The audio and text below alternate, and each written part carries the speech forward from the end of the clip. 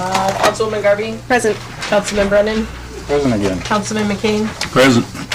Councilman Stokes? Present. Mayor Sykes? Present. Let the record reflect that we do have a quorum for the Monday, April 11th, 2022 meeting at 6 p.m.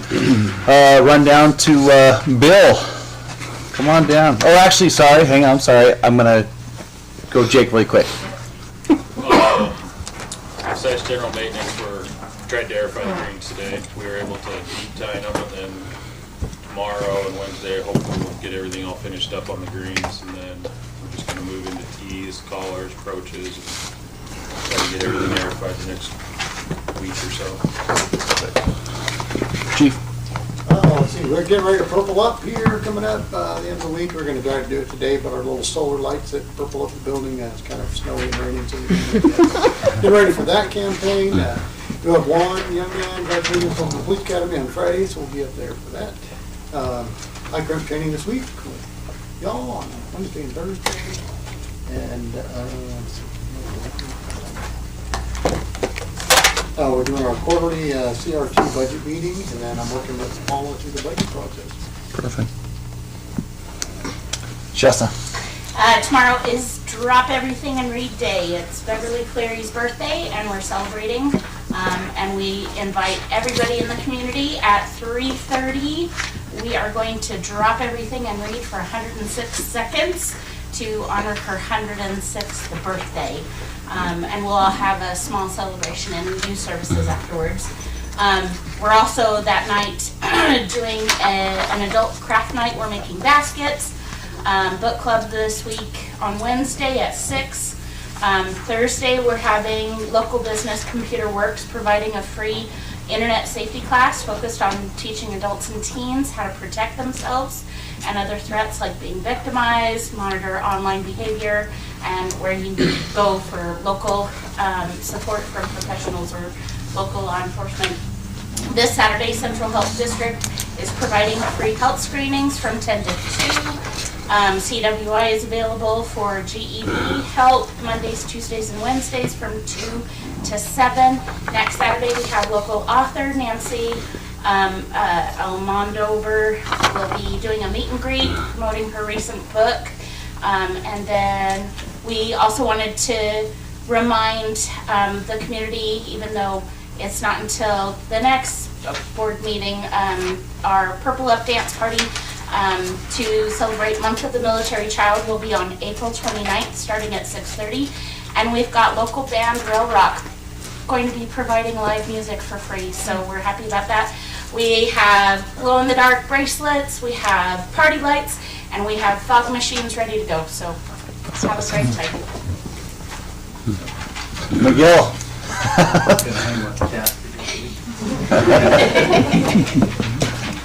No, we're gonna swap out our portable restrooms. We're gonna go with the local service, so it'll be good to work with somebody local. And I just want to thank the street department for helping us with some patchwork at the cemetery. We'll be seal coating this spring, so we'll let the public know when that'll be happening. Perfect. David? Well 11 and well 15 are back together and ready to go. We're going to be wheeling around, or de-wheeling around the rest of them, so they're up and ready for the summer. Fantastic. Bob? Taco Bell finally pulled their building permit. So we have that happening at the City View. We also have a car wash servicer who is seriously looking at the City View site. Other items that we have coming up, the Wilson property, which was being looked at by Love. We've had quite a few developers notice that the contract is no longer there, and they're looking at it. So I'm hoping that hopefully we'll see some future commercial uses come to that property sooner rather than later. And also on April 21st, we will be partnering with the Idaho Food Bank for a food drop up at Optimus Park, and it should begin at 1:30. Chief? Mayor and Council, the 2nd, 4th, we had one city, one road, a couple of fairly significant fires, no injuries to firefighters or civilians. This past Saturday, we started canvassing the town business and so forth, seeking to stock our coffers for our burnout fund. So we started that process. You'll see us running around and some callbacks, so forth. Oh, I can't say enough about our community. A lot of generosity with the people as always, and it's money that's really put to good use. So we've got this week. We've got our Blm Refresher. It'll be the 14th. That's something we do every year, and it'll be the first time for some of our firefighters and stuff. So really good training. We get the BLM folks come in and they spend a few hours with us. We just go over everything from stem to stern. We do have a lot of upcoming events that we'll be attending, fire department on weekends and after, and some during school, things like that. Councilman Stokes, we definitely have you on our radar for the backfill and run, Legacy Park on the 23rd. We'll be there. This at the end of the month, the 28th through the 1st, I'll be attending the Fire Chief Conference in Coeur d'Alene. And other than that, just busy. Rich? Getting the farm fired up, ready to go. They've been getting, I think, the wells ready to go and everything, and then all the pumps for everything's good to go out there. Dave said they're getting everything ready to go for summer with all the wells. We did a good, half of us went to that, I think the chief mentioned that leadership training that we did. Half of us went last week. ICRIMP, it was really good, so we came back and told them it was already good, so hopefully they come back and say the same thing, or one of us is not telling the truth. We'll have to see which one, but no, but other than that, it's just busy, kind of just getting things ready for summertime, and so. Look at that. Tiff? Nothing, Mayor. Paul? One of the City Hall's community events we do is Baskets for Babies, and one of our locations is actually at St. Luke's, so we like to thank him for that. That's coming up. We're going to do Mother's Day weekend, and the donations go to the Domestic Violence Council. Mayor, I do have one other thing. Go ahead. Mayor has we did get back confirmation from FAA for the funding the taxiway, so they'll be able to find the extra money to do that. So probably at the next meeting, we're going to get all of the paperwork sent from them, and have the mayor sign it. I'll probably ask you guys for the mayor to sign that next time, so we can get that moving. Perfect. Council members, anything for the department heads? Mayor? Councilman Stokes? Sorry, Councilman Brennan? Rich, I had a question. Noticed some, what looks like test holes being dug out there, kind of neighborhood of the dog park area. Oh, yep. Is that us? That was us. And Yeah. is that for our big well? No, Mayor and Council, what that was, well, it's part of it. So that's where we plan on putting the retention pond, kind of a retention pond for the stormwater, eventually building that out a little bit. But we needed to see how it was, because when we do the test pump for the 24 hours, and it's a lot of water, so we just needed to make sure that it was going to be able to go down okay, and it should be. So those were our test wells. Okay, thanks. Just seeing what the water level was and things like that. So. I had one more question, but I totally forgot it, so maybe I'll ask you later in the meeting. Okay. Good. Mr. Mayor? Councilman Stokes? I was wondering if we could add an item under new business. I wanted to talk about EDUs and water and well 17. If the council and the mayor would be amenable to that.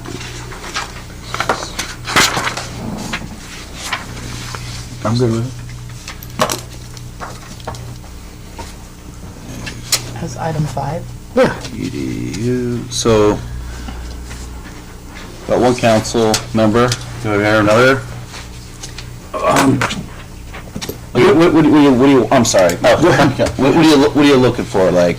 I was just looking for an update. I think the amount of EDUs we've approved as a city, we might need to strategically fund well 17 a little more. That's kind of what I wanted to talk about.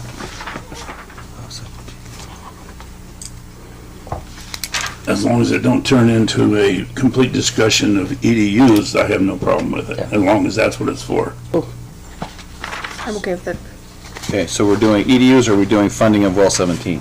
Let's do EDUs, water, and well 17. Just a discussion. Yeah. Discussion. Give that a shot. Okay. We need to make a motion for that, Paul, or we can just... I'd like to make a motion to add EDUs, water, and well 17 to new business under item 5. Second. It's been motioned and seconded. Any further discussion? Hearing none, I'll call for the question. Councilman Stowe? Aye. Councilman McCain? Aye. Councilman Brennan? Aye. Councilwoman Garvey? Aye. Okay. All right. With that, I will have Bill Heitman come on up. Thank you, Mayor. Thank you, Council. So just had some good news from St. Luke's that we wanted to share, so thank you for giving me the agenda, Becky.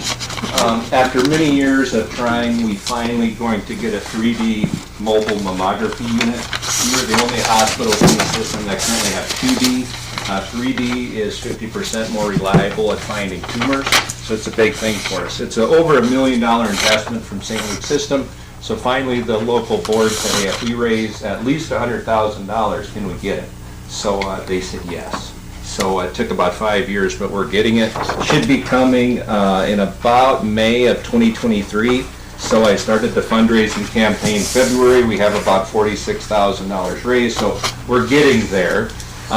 We had to go a mobile unit because our building's fairly old. We needed 9-foot ceiling height for a fixed unit, and it wouldn't accommodate a fixed site. But it turns out a mobile unit's better because when it's not in use, we can go through rural areas and hit people that needs it within the community. So we're very proud of that. And just some facts for you real quick. Last year here locally, we had 950 screenings. So when McCall went from 2D to 3D, they increased screenings by 35%. So we hope to increase screenings by at least 20-25. We're not as landlocked as McCall, but we hope to see a big increase with screenings. And of course, with screenings, you save lives through early detection. So, so it's a big deal for us. So, any questions or comments? Oh, that's good work. So we've been trying, and the board really deserves the credit. The foundation board, they pushed really hard for it. It's been a passion for them for a long time. So if we want to raise money in the community, we want to make sure it's a worthy cause. That's fantastic. Yes. Yeah. Thanks, everybody. Yeah, thank you. Thank you for your guys' the foundation board's work too. Oh, no problem. And I gave them presents, just so everybody knows. Thanks. Yeah, thank you. All right, council members, has any council member received information pertaining to or otherwise had any contact with any persons regarding any items on this city council agenda? If so, please set forth the nature and contact. All right, we'll run down to consent agenda. Council members, what would you guys like to do and discuss? Council. Is there anybody that can, has any idea of what's going on with an authorized clerk to move forward with new TPO roof not to exceed 80,000? So it was asked of me the last time this topic was brought up to put it out in the paper to see if we would have any bidders and in the Idaho Statesman. I did that and I received nobody. No one was interested in bidding the project. I've reached out to Signature Roofing again, which is Eric Abrego's team. He said that their estimator, their 65 for the TPO roof they quoted early in January before we started the process would still be good today. He would get that updated to me. Our roof is leaking. Brock's office was leaking this morning. It's a needed thing. But nobody, we had some interested lookers. Hank took some people up on the roof, but. Did we just go strictly with the TPO roof, or did we also look at having a truss roof system put on it? We gave the potential interested bidders took the Keller and Associates information that I gave you all. Council meeting seems so forever ago, in all honesty. We handed them all of that information, which that Keller suggested was a TPO, a remove and replace with TPO was the best bet. I disagree with that completely, but Councilman, I agree. I would think a pitch roof would be the wisest thing to do. Mayor, I would like that to remove completely from the agenda until we can actually get a quote for both style roofs. You want a quote on a pitched roof and the TPO? Yes. So we That's keep what the TPO quote, which was 65-ish, 60, yeah, Seven. I think it was 65.5. and then try to get a pitched roof quote. That's what I'd like to see, but that is a motion I'd like to make, but council would have to get approval on it before we can have it completely removed from the agenda. Okay, so I will stick it in removed items for further discussion. Okay. Would council members have any other line items they want to talk about, pull? Do you have questions about? Mayor, Councilwoman Barbie? I would like to recuse myself from the consent agenda item B, please, due to conflict of interest.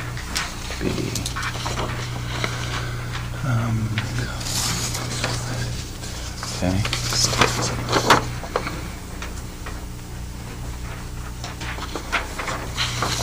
Any other questions, council members? Councilman Brennan? On item F, a request to appraise full parcels of city-owned property in the industrial park. I didn't get any paperwork on this, I'm not sure, I'd like to know why, the reason behind it. I think the reason was I'd like to know what our property is valued at. For what reason? Is there a plan? Well, we're trying to figure out the best utilization of property, and I think the plan, possibly in the future, City Hall, City Hall probably. What else are we thinking of? Potential RFQs, correct, Brock? So the true value of the property, if we're going to lease it out potentially to somebody else, those type of things. How long does an appraisal last for in the real estate world? That's a good question. 6 months, 6 months. generally. I mean, that's not a hard line thing, but as markets change, it could be less, or it could be drawn out more if you have stagnation. Appraisal, do we know an approximate cost on that? Has anybody asked? Not yet. I think at the last meeting it was like $1,500 or $2,000. I don't really want to spend a bunch of money if we don't have like an immediate plan for it. I don't know, that seems kind of putting the cart before the horse, maybe. I understand having value for it, but if it's just some long-term plan, like, as far as I know, no one's approached the council about discussions on building a new city hall, so that seems super far out into the future. So I guess I'd like to remove that item from the consent agenda.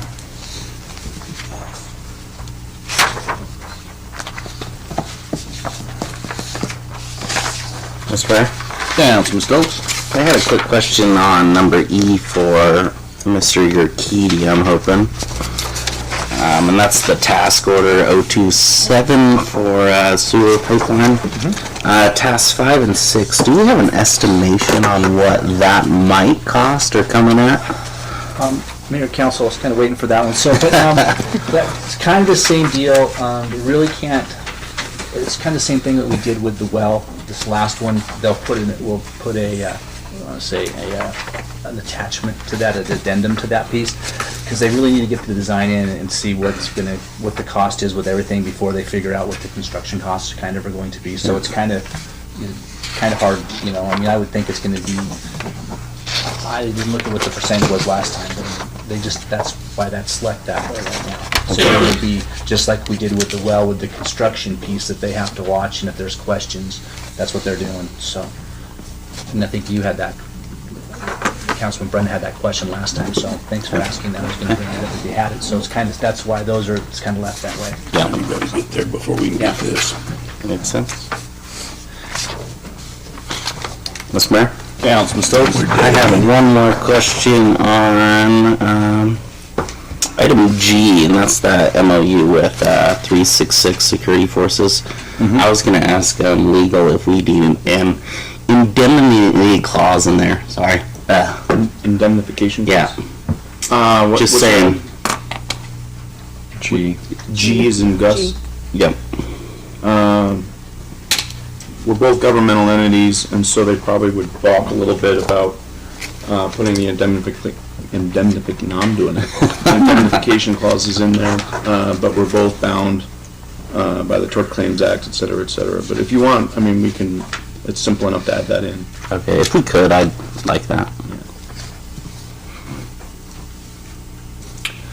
All right, council members, anything else? Hearing none, do I have a motion? Yeah, I'll make a motion to pass the consent agenda, removing items F and I. Second. It's been motioned and seconded. Any further discussion? Also, the amendment to G as recommended by Councilmember Stokes. Sorry, yes. I'll add that to put an indemnification clause into item G into my motion.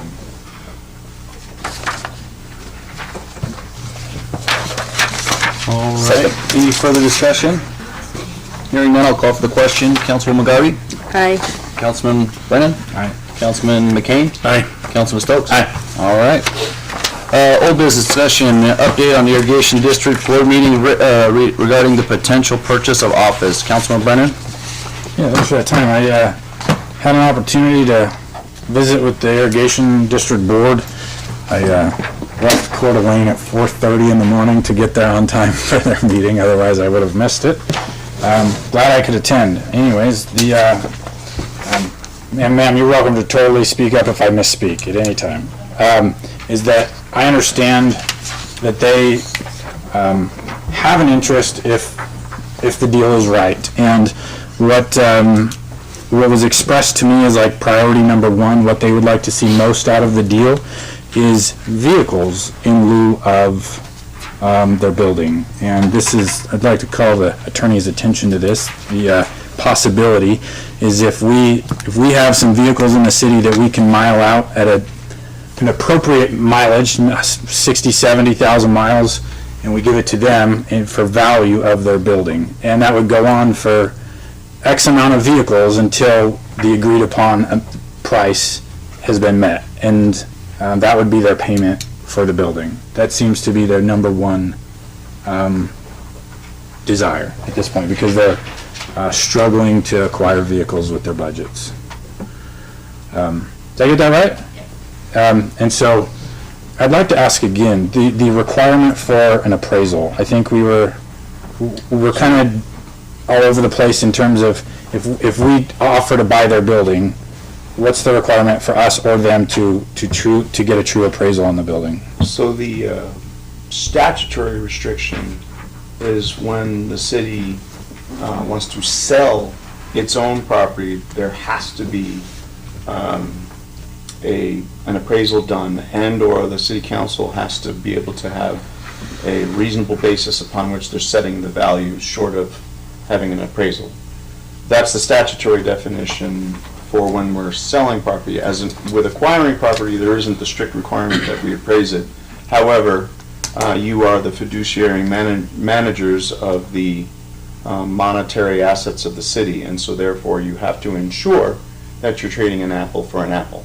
And so dollar bills is a very obviously quantified way to measure it, but that does not mean you can't do quid pro quo.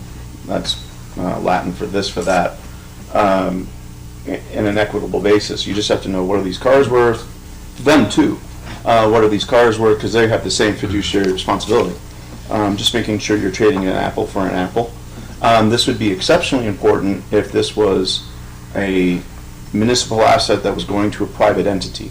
And we really would need to want to cross our T's, because this is going, it's leaving the public's purview.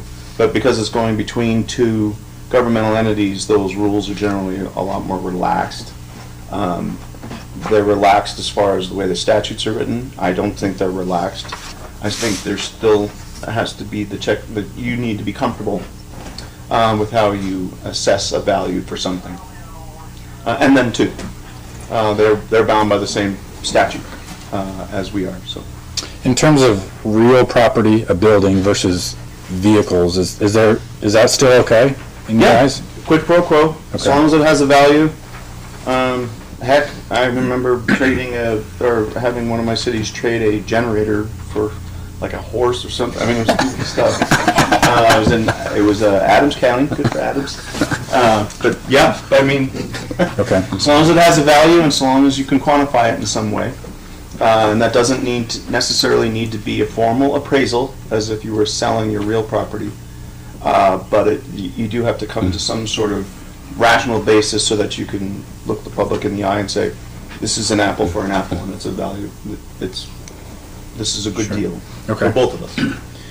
And a follow-up, Tiffany, if you don't mind. Part of our conversation was the concern of if I take Public Works' truck, right, are they gonna get reimbursed? Or you might help me talk through that, right? Like, if we're gonna take a department's truck to give it away, are they gonna get something in return? Rich is a very good runner. I know that. He coaches them. Yeah, and so I think that's a question. If we're taking a call it half-life vehicle from a department, are we? You know what I mean, right? So really quick then, let me ask a question. So it would have to come out of general fund, right? Paul, could come out of an enterprise fee because you could only. Yeah. Okay. You want to throw that little wrench in it, yeah. So if it's something that's an enterprise fund, those have to be quantified, and they could only be used for those purposes. But again, as I said, if you're trading an apple for an apple, so long as you are moving the shells around so that the enterprise fund isn't, you could take a vehicle out of, something that's arguably an enterprise fund, so long as you are supplanting it with general fund monies, because the general fund is getting a building out of it, arguably. And so long as you make sure the balances of but this is all an internal budget thing, and this is where if you would like Paula to talk to you, you'll get a better night's sleep because you'll just go straight out. But that's her job, to balance those P's and Q's. And she knows perfectly well how to not detract from an enterprise fund. But that doesn't mean you could take an asset out of enterprise, as long as you earmark, or Paula earmarks, saying now it's being enriched so that fund isn't losing any value. Okay. Anything else from what we talked about? Do you have any concerns on that? No? Got it right though so far? Yeah, pretty much just where I would be located for my office, so Yeah. I'll be displaced. Mr. Mayor? Councilman Stokes? Councilman Lemon, I was wondering what kind of vehicles, are they looking at trucks specifically? They said half-ton trucks and maybe 1 3/4-ton truck throughout the life of the deal. Four-wheel. Four-wheel drive, yes, sorry. Definitely. And I was going to ask legal, would like a KBB or a NOTA value suffice for the vehicle specs? That's accepted, and if it's accepted in a court of law, it's going to be accepted for us too. Yes. What we use in court, so just fine. Yeah. Councilman McCain? Do we have any figures out of what they estimate the building to be and how many vehicles we're thinking about trading? We didn't get that far in the discussion. This was just a general interest discussion so far. So We have about a total of 6 vehicles, working vehicles, 3 that are about reliable, that our ditch riders and our manager uses all the time, especially in the upper country, where we need the 4-wheel drive to get up to the canals and Long Tom and Little Camas. The other ones we use for the ditch burning that we've just recently completed, most of it. So roughly about 6 vehicles. Councilman Brennan, do you have, what do you want to put in that building? The growth of our city, the additional bodies that we'll be hiring over the years, maybe moving, what's the department? I'm sorry. Building services. Building services, thank you. So that they have a street frontage, a window rather than an access off of an alley. The building doesn't give better customer service, but I think the location makes it more eye appealing, or as the mayor might say, eye candy, maybe, for the front. So rearranging, but I think we could probably all agree that we're busting at the seams here, and there will be growth in the future for City Hall or some other departments. So trying to think ahead, because Brock has mentioned, we've made mention of a lot of master plans of some type. So I guess I'm trying to jump the gun and say, let's actually do something and have some space ready to grow. Roger that. So, I don't know where to go from here, but I guess I would ask the council's permission now that they are interested, if we can meet some terms that I feel like are pretty easy terms to meet. If now we can maybe enter into some type of real conversation back and forth to iron out some details coming into our next budget cycle. Mr. Mayor? Councilman Stokes? I'm on board that. I think that's a great plan if it helps out the Mountain Home Irrigation District and City Hall. I think it's great. Mayor? Councilwoman Garvey? I would like to see maybe the council, or if we don't all need to be together, I would like a tour of the building to see if it actually will even facilitate all of what you have in mind. And then I would also like to see maybe a meeting with Paula over the budget, just to see if it's even feasible. I mean, vehicles are a little hard to come by right now, so I'd hate to get rid of a bunch of city vehicles. Go ahead. Our fleet was pretty scarce early on, and I don't know how many department heads actually have vehicles that, again, I'm speaking out of turn, so sorry guys, but they haven't been posed that question either, so I don't know what vehicles we would have up and what year potential, you know what I mean? So like Councilman McGarvey said, we probably need to get with our leadership team and figure out who can give up what when. Councilman.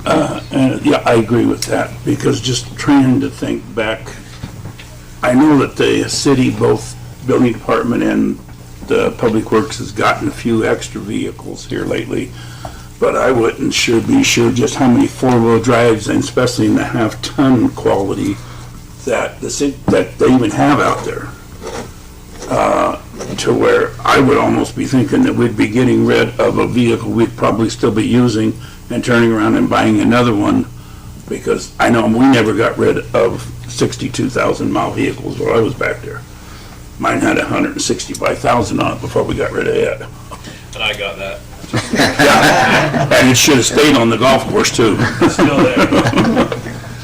But I agree with Councilwoman Garvey that I'd like to see the building more, because if we're thinking about moving the building department over there, I know I've been over there once or twice, and trying to move the building department over there and setting them up and having Hank a separate office and having a couple places to move things, you're going to be putting money into it to build offices over there, because they're going to need storage too, and realize it has back room and whatnot in there. But I definitely would like to see it again, because it's been about 3 years since I've been in it. How's the roof? I've not experienced any leaks, so to my knowledge, the roof is okay. Mayor? Councilman Brennan? I was on a roof, spying on their roof from here to there when I did a roof tour, and it looks really nice. Who was up there with me? That was Hank. He's not here. But it looks way newer than ours, like bright white, no cracks in it. I'm just saying, I mean, I'm not a roof person either, but it's way better quality than our roof. It is, I will agree with that, but it's not a good roof. Okay, go ahead. Mayor, Council, just kind of just to think about that. So we got our trucks out of Sourcewell. So like the window for a lot of the trucks is already over for this year for the builds. So that's one thing we kind of need to pay attention. Usually it's at like the beginning of January. So that's when it kind of ends. So it's one of those, being able to look at what we're going to do with that, so we can get, trucks put into that to get built. And then plus, we're waiting for them also. So that just kind of, it's not like we could just go out and buy a truck. So if we want to use our Sourcewell, which is our best way to do that, we did get some trucks this year just because, not on Sourcewell. We still actually got kind of a Sourcewell price, but we didn't get them ordered off of there. So because we got them off the lot, they were still just a little more expensive than they would have been normally. So that's something that we really need to plan for if we're going to do that. So just kind of a heads up that we have to watch that window when we can get those trucks. So Councilman Brennan, you want this in the 2023 budget coming up? Yeah, I mean, and I'm not saying like that's our answer. I'm just trying to get the council to say, let's talk about it. Like, now that we have a direction from them, again, I might be speaking out of turn, but maybe we buy them 3 trucks or give them the money so that they can go buy the trucks and we get the building, whatever it is. Like, I think we know what they need, and there's a starting point, and they're open to that offer or that discussion. So that may not be our perfect answer, is giving up a vehicle once a year to them with X amount of miles on it, but we know what they need, and they know what, at least I think, we need. Is trucks more important than fixing the tunnels? To us, the tunnel means a lot. Well, to Mountain Home, the tunnel means a lot. Our agriculture needs it. If the tunnel collapses again, then yeah, it's a definite downfall to the farmers And city. and the city as being a shareholder. And then, did you guys get a chance, sorry, well, I'm going to digress really quick. Did you get a chance to look at that grant that we sent over? I did, and I have sent it on to Rob Stacy to have him look it over with me so that we can see if we can apply for it. Okay. And then there were some other grants that were presented to me that we're looking into also. Okay. I think, if I'm hearing this correctly, council members, that it's open for discussion. Councilman McCain wants to look at it, Councilwoman Garvey wants to look at it, and then get with Paula. So I think it's open for options, right? Sure. Okay. Any further discussion on that one? Can we have a date set so we can re-attack before we get too close to budget hearings? Not April 25th. Yeah. What day?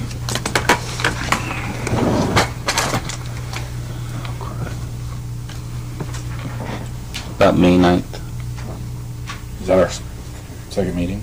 first meeting. First meeting. Yeah. Mayor. Councilwoman Garvey? This is more towards Councilman Brennan.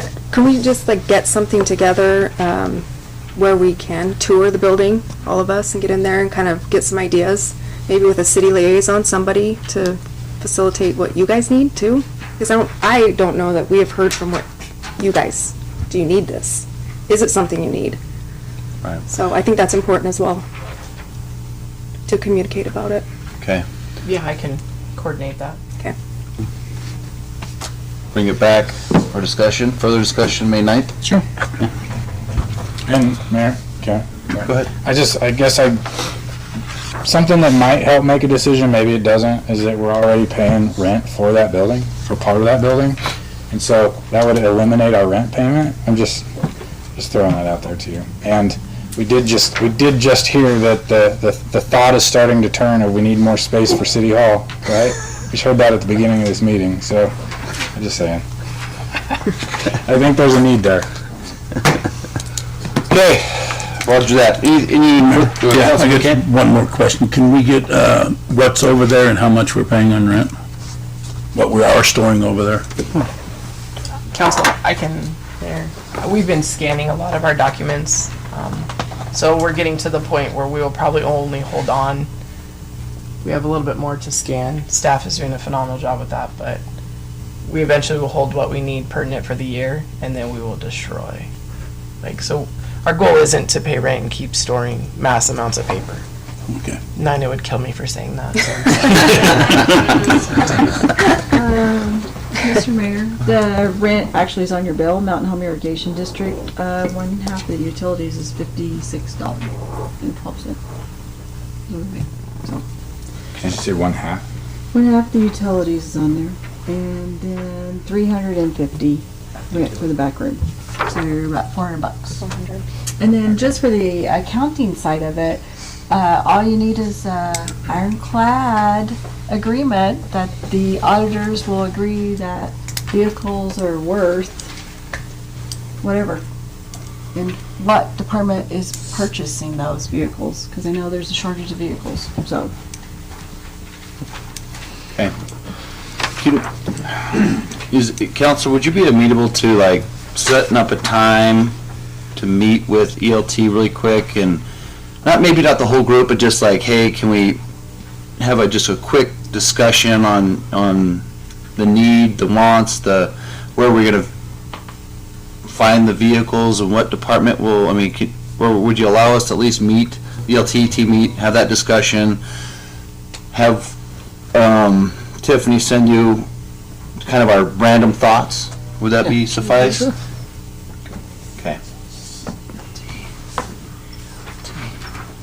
Okay. Okay. Further discussion? Okay. Items removed, item was pulled, we'll go up for another, Councilman McCain wants it to. You got another one before that one. F, yeah. F. Oh, yeah. So another, I guess kind of the big reason is we rent, pennies on the dollar, and then the consumer price index, when we do rent those grounds, is minuscule. So that's kind of like what's a fair market rent value is what we're trying to figure out too. That was kind of a big thing. Go ahead, Brock. If I can chime in. So right now the city owns prime industrial real estate, right up there. And just as you mentioned, Councilman Brennan, right now we're trying to think about the future and what tools we have at our disposal to secure that future. So there's an opportunity in there, and I don't think the city wants to be in the business of holding land, but instead we'd rather that be used for its purpose, which is to be industrially built. So there's opportunities there where we could potentially establish a new URA district and do RFPs, or we could even go out to an auction and auction off that piece of land, and then use those proceeds to go to better facilities for our city. We could also look at its value as far as trading it to another landowner for other land which is more apt for our overall uses. So I believe that, as the mayor mentioned, that it was just so we could explore our options and have a monetary value of what that is as we look at new spaces to build City Hall, when we look at to adding on, just having the very best information possible of all of the assets we have at our disposal. Mayor, Councilman Brennan. So are we, I don't know where this conversation's coming from because it didn't start at the council here, but are we really thinking City Hall is going to move into an industrial zone? Not necessarily. No. I believe that was an option, but what's valuable is the land there. And what could potentially happen is the city could auction off the land, and then we could use those proceeds to buy land in a more desirable place for City Hall. Or we could even find a landowner which owns land which is desirable and potentially do a trade. However, we understand that industrial land right now is being sold at a premium. So we want to understand what is the value there so that we can be good stewards of the tax dollar and get the maximum benefit for citizens if we were to trade, do an auction, what have you. So this kind of reminds me of my last discussion here, I guess, is where am I going with this? Sorry. We're spending this money to get an appraisal, but we don't have we have a whole bunch of scattered ideas here. Can we narrow it down to say this is truly what the city wants to do and then move forward with an appraisal? I would bring forward that to you. Another thing that we can do is we can get with ELP and do a more direct memo of this is what we think would be a good idea. I believe the main reason for the appraisal, even though we don't have a specific user in mind, was to just understand the value that was there, so we could decide, do we want to go down the road of auctioning it, or would it be better off to find someone that has other land and then maybe look at possible land swaps. So it was just understanding the asset that we had, that we currently have, so that we could obtain the maximum benefit. So the value's the same, isn't it? Once you get that appraisal, it's going to be the same for a trade value because the fiduciary responsibility, it's the same of whether you're trading the land or renting it for a fair market value rent, or the other one you just mentioned, sorry, yeah. Based it. And so, Paul also correct me if I'm wrong, but I believe if the city was to choose to auction that public asset, that if we had a good idea of the actual worth, we could ensure that the asset was actually being purchased for a amount which is what it's worth and not just $5. So the city can refuse, even if we were to get a auction proposal of we wanted this or this. If that appraisal, and it's not even close, we could say, you know what, let's just go ahead and wait. We believe this is worth more. We believe it's in the best interest of the taxpayers for us to hold on to this and wait until later. So I believe that was the intent of the appraisal, to just have a secure understanding of this is the value. Let's do this. Let's table that one, and then we'll bring it back a kind of more of a solid plan of our thought process. This is kind of just because like I said, we rent it for pennies on the dollar, and we're not, we have that asset, so. Mr. Mayor? Councilman Stokes? Thinking about that, did Sequel ever get back to us with that amended contract? You remember? So. No, they were supposed to show up here. Yes, I remember we asked them. Brendan asked. Sorry, I didn't mean to go off track. No, you're good. No. So let's ELT sit down, and if council, we appreciate you coming to the last ELT meeting. So yeah, we're always love to have your guys' thought processes, and we'll definitely invite it. Go ahead, Rich. Sorry. You finish, then. And then just so we could sit down and think about, is it what we could really do, I guess.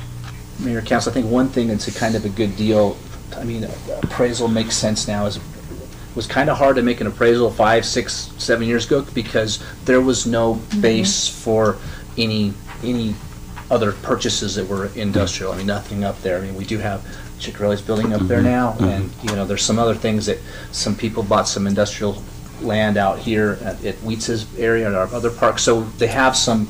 I don't know what they call those now. I can't think what's comps. Comps, thank you. We have some comps that we can, instead of using Boise comps, and the closest one we had before was, Boise. Gowan Field area. So, so those are some things to think about too. So let's table that. We'll bring it back to you guys. Let's see. Items from consent agenda. What was the other one? Aye. What is I? I is, so Councilman McCain, you want us to go out and ask for a pitched roof as well? Yes. Okay. Mayor, Councilwoman Garvey. and this may be for Tiffany, since she's had communications with Signature Roofing, do they possess the ability to at least fix Brox's office and wherever it's leaking? I mean, we shouldn't just sit and wait on that, right? So Councilman McCain will correct me if I'm wrong. The problem is we have 3 layers up there, and by our own statute, we're not allowed to stick another layer on there. Okay. Sorry, Buck. I tried. It's still buckets. I guess he can go up there with the spray can or. Councilwoman, it's all over our common system. I just wasn't sure if there was just a patch for until or something to. I can get that bucket. Okay, so we had, 2 years ago, we had a pretty good contractor that could fix most of the leaks, but they shift around so much that there's 4 to 5 layers up there, I'm sure. And they can't put another layer over this. Just a question. Sure. So Councilman Brennan. Mike, I'm curious, with the roofs and whatnot, if you go to a pitched roof, where do you move all the HVAC stuff to that's up there? You can make it, you can design it so it can stay right where it's at. With the one we have right now, we put a TPO on it, that stuff's gotta move. With a roof, a pitched roof, it can be designed to where everything goes up and over all of the equipment, it stays exactly where it's at. So, yeah, I kind of. We do that. And everything just gets vented. Yeah, I got kind of a quick rundown of that from Hank, but when a unit goes out, they have to, if there's like a path on the inside, so if the middle unit goes out, you gotta remove the first unit, the second one, and then the third one that's the problem child. You can have it made to where it can be brought out and in. You can duck them out, and then we can plant them in the parking lot behind the building. You take them off the roof entirely and put them in the parking lot? Do we have enough parking lot space to do that? You would eliminate alley parking space, which is right now used for employee paid space in the back. All of it or some of it? Some of it, but correct me if I'm wrong, there's like a gas meter and a couple things back there that shouldn't be near parking stalls anyways. You'd be better off just to leave them up there and then just make a pathway they can remove it out. Would you mind telling me why you're 100% against a flat roof? Around here they suck. They just don't work. This is a prime example as to they don't work. This has been fixed and played with and added to and everything else, and flat roofs around here just don't last. What are they warranted for? They'll vary depending on what type of, how thickness is and everything else on the type TPO you get, the manufacturer itself. That they can go from 8 to 15 to 20 year depending on what you get. but every time it goes up, you're paying more. My understanding, and correct me if I'm wrong, you're the building official. No, I'm not. Well, I said you're a retired building official, how about that? Is we need moisture. Like, they don't do well when the heat hits and the dry heat. So that's what makes them brittle and cracks. So they're great, but when you get 100-degree dry heat, it plays a toll. So if the warranty's 15 years or 6, we're gonna cut it in half due to our climate. So the quote we got a few months ago, you said, what did they warranty that work at? I don't know if it's on here.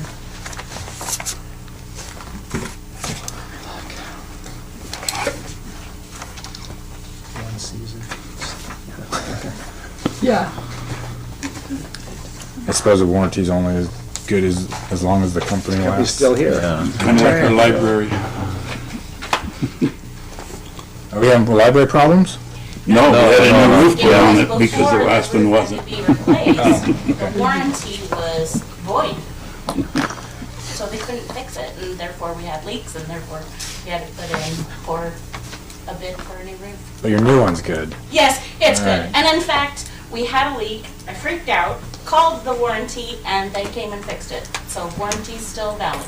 Good. And theirs is a TPO roof. It is? Yes. On the library? So this says, includes a 20-year NDL manufacturer warranty. Mike, what does that mean? More than likely depends on what the manufacturer has to say about the installation of it and everything else is what I'm gonna guess it is.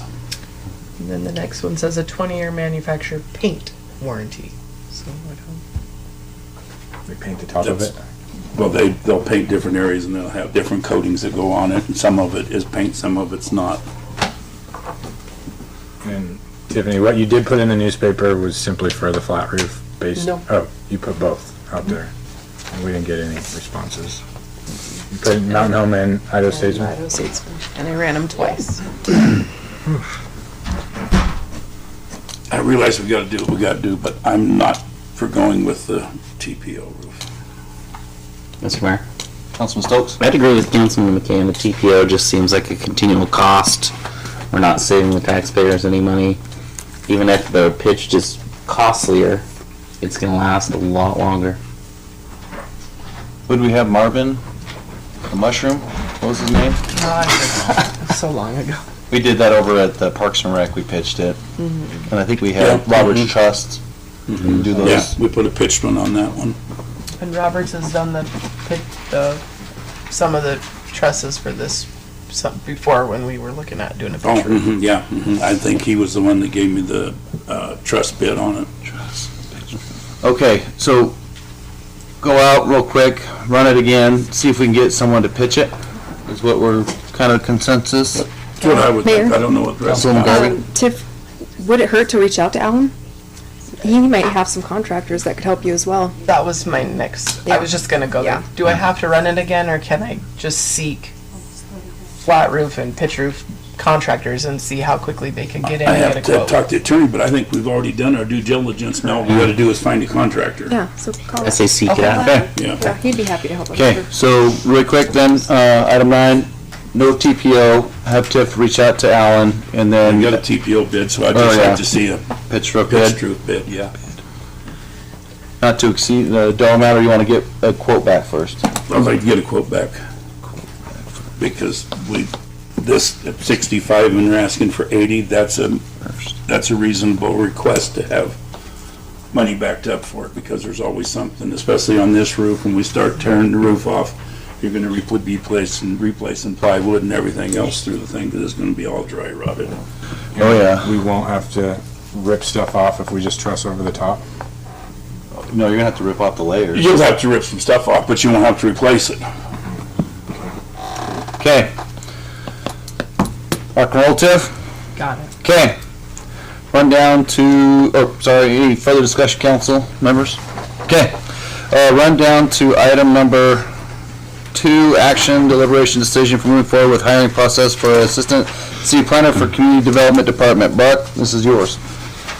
Thank you, Mr. Mayor. Mayor, City Council, I sent you all a memo, so I'll just be brief in my summary. So recently we had a departure of our economic development specialist, which has left a vacancy. And also know that before then, we hired on Betsy as our communications specialist and also our senior economic development specialist. So in discussing with the mayor and Tiffany about our current needs that we have as a city, we are receiving a unprecedented volume of zoning actions that need a lot of time. There's staff reports, there's due diligence, a lot of that happening, and I believe that we could find some excellent candidates, both externally and internally, who are ready to grow and could step into that role, which would allow me in my office as Community Development Director to better participate in other aspects of my position, which are not solely city planning, but the economic development and being able to work more with businesses and have more time allotted to spend time finding success in that role. I believe that in the interim, until October, until we decide what we want that position to look like, that myself and Betsy can facilitate the economic development needs that are there, especially if I was to receive some extra help in the planning department. It would allow me more time to be actively present instead of delegating and to get some economic development successes over the finish line. So that's my proposal. I ran through these numbers with Paula, and I'm sure she can answer questions as well about as far as where the monies would come from and ultimately what is being proposed. Councilman McCain? Brock. No, I agree with him 100%. I think it's a fantastic idea. We've been needing a planner and an assistant planner for years now. Mayor? Councilman Brennan? Bro, what was the pay grade of the outgoing economic development specialist? The pay grade was a level 7, and for the assistant city planner, it was graded at a 10. So we do have some discrepancy there. What was the dollar range for per pay grade 7? 16. 16. Change. Yeah. Was that on here? Did I miss it? No, it's not on there. 7 is 1693. What was the high of that? The maximum Yeah. you could go? 2059. Okay. I follow my finger. So we're talking about a 3 pay grade increase? Correct. For what I am asking to fill at this time, it would be a position which is 3 pay grades more.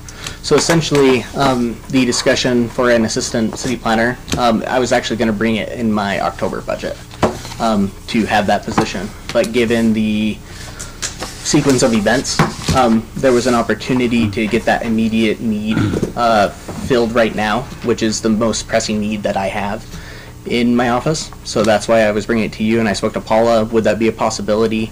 She said yes, that there are some monies to play around with, and she can speak more specifically to those and what is available. And I want you to know, this isn't me saying we're never going to have an economic development specialist ever again. But the thing is because we brought Betsy in there and she's fulfilling that senior economic development role, the office has changed and it's kind of morphed. And I want to work with her to ensure that whoever comes in under the economic development department fits the new mold that me and Betsy are currently working on. Currently we work really well together, and we want to make sure that that position is defined very carefully so it meets the city's needs going into the future. So I don't disagree that we need another body back there at all. In your memo, the part I don't like, you know me as just being honest, right? Understood. Is I don't like that you're taking the money for the position we already approved, which was the part-time code enforcement position, especially coming into spring, summer, fall, like when I believe that position is mostly needed to keep our town looking good and the ordinance followed. I fully support you getting another body back there. I don't support you taking the money from code enforcement. Understood. So, is there anywhere else that you can get that money from? I don't know. That's when I would look at Paul. Paula knows all the questions when it comes to money. Councilman Brennan, it depends on how the job is split. So we have several jobs that are split across the city. So if this has weight in Public Works, then the job would be split into Public Works. It does. It does. So meaning Public Works, City Hall, The building. yeah, Building Department. That's not called building. Development services. Development services. As well. Yeah. I'm not really tracking. So you're saying you So can we have take that, we get have that money elsewhere? Yeah, we have a Yes. grant administrator that administrates grants for the whole city. So she's in general fund, she's in the water department, so she does grants for them, and she's in the wastewater department. So she's split across the board because she administers for the whole city. This position could, if it administered into Public Works, then it would be split across the board. Whereas Kimberly's position was not, it was more economic development solely. So what does that look like, splitting an assistant city planner with Public Works? I would say you would keep 50% still in the general fund because it's still in the building department. I call it building department, development services. So 50% of that is going to be heavily with the planning and all that. But however, they're going to work with builders and developers, and they're going to say, hey, you're getting the water lines in the right place, your wastewater. So, and they're going to have to work with the Public Works director. So you're going to say, okay, one quarter, now it makes you a whole. Taken out of each of those budgets to pay for this person. I understand. And that leads me to the question I forgot to ask earlier, which was you got approval from the council, I believe, to kind of move forward in some fashion with a master transportation plan. So, assistant city planner, master transportation, although this is something you're going out for bid, it's not a city employee doing that. I understand how you can share the work, whatnot. So, all I'm asking is, I'll give my yes vote if you don't touch the job of the assistant, or the part-time code enforcement position. I think we need it. So if you can do that, you got my vote. And I can also let you know that I got a A in transportation planning, and I may or may not have written a plan, like a paper about rural transportation.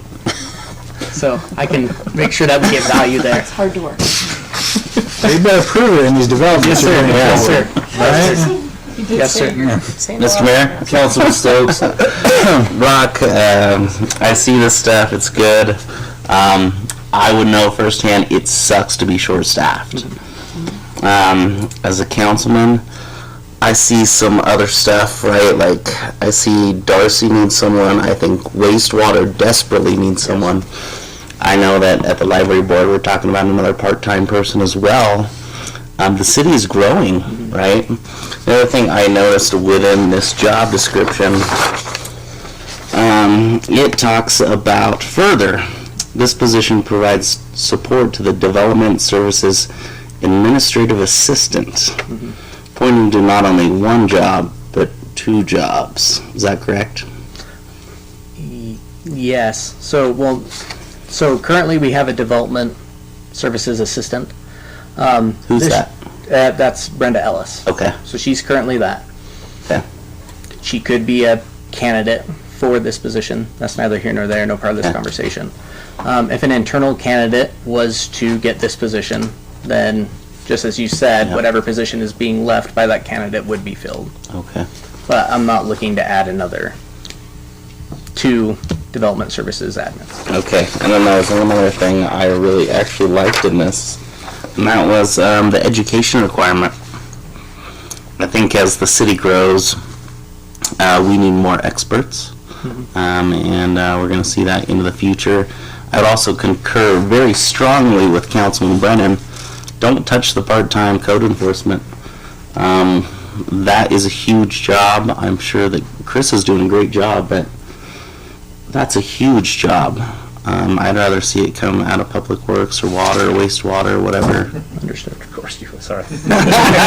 Yeah. Endless pot, remember? It's not gonna be just for them though, so it's gotta come out of general fund too, though. Yeah. Mayor, Councilwoman Garvey? Brock, Yes, ma'am. question. Why not a planner? Why an assistant planner? Why an assistant planner? A planner would be more expensive. Sure. That's it. The market for a planner right now is really difficult, especially in Idaho, because right now housing is explosive.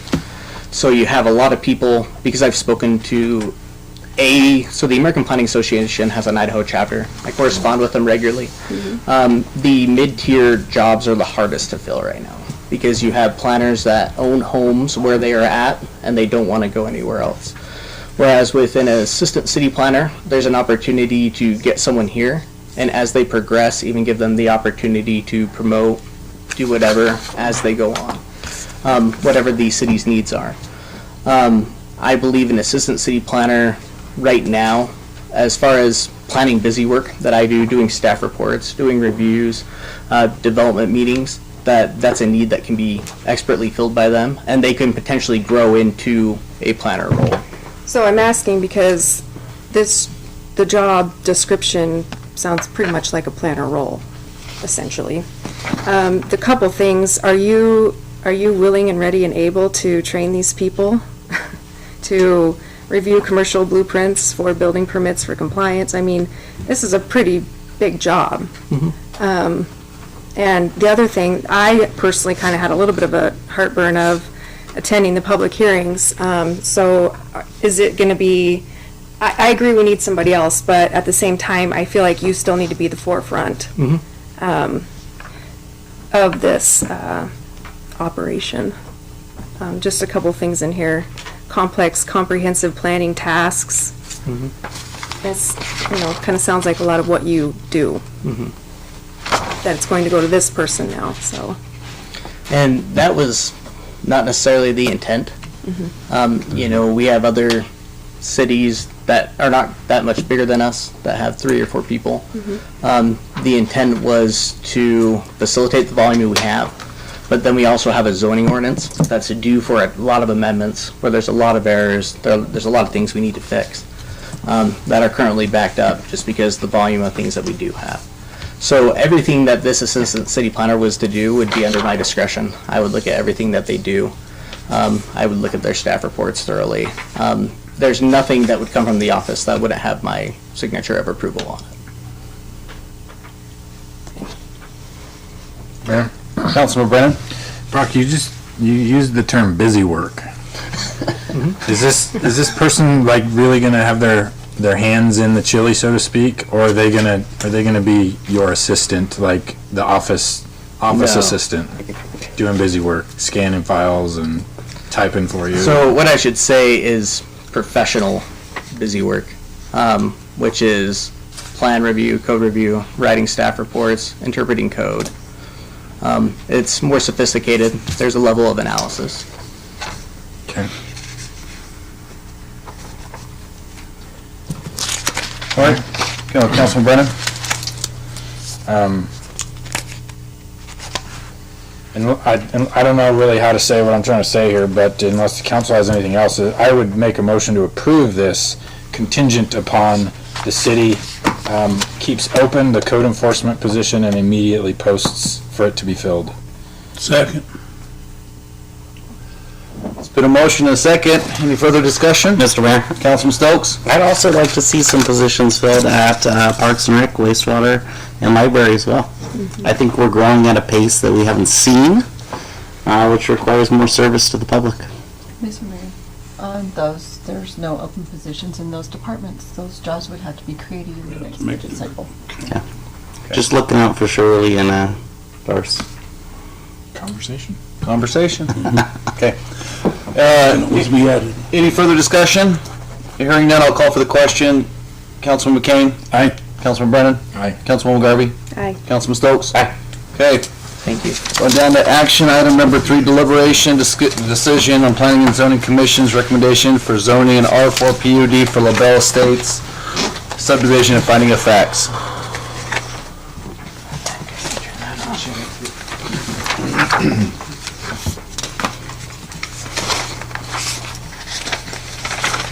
All right. Mr. Mayor? Councilman Stokes? Before we get started, Brock, is the applicant here? So maybe we can ask them. Oh, nice. All right. And they're soon going to show up on that TV. Oh, they can be on that TV? They just didn't want you on that TV. Alrighty. You were sitting right in your spot. You were fine.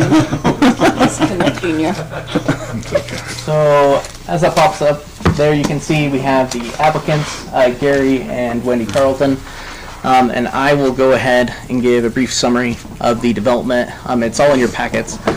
This is a infill development, which is looking to use the Plan Unit Development Ordinance mechanism in order to facilitate their overall goals. This was brought to City Council October 2021 because a Plan Unit development needs at least 3 acres. However, City Council can allow people to apply if they meet certain criteria, it being infill, them wanting to do something creative.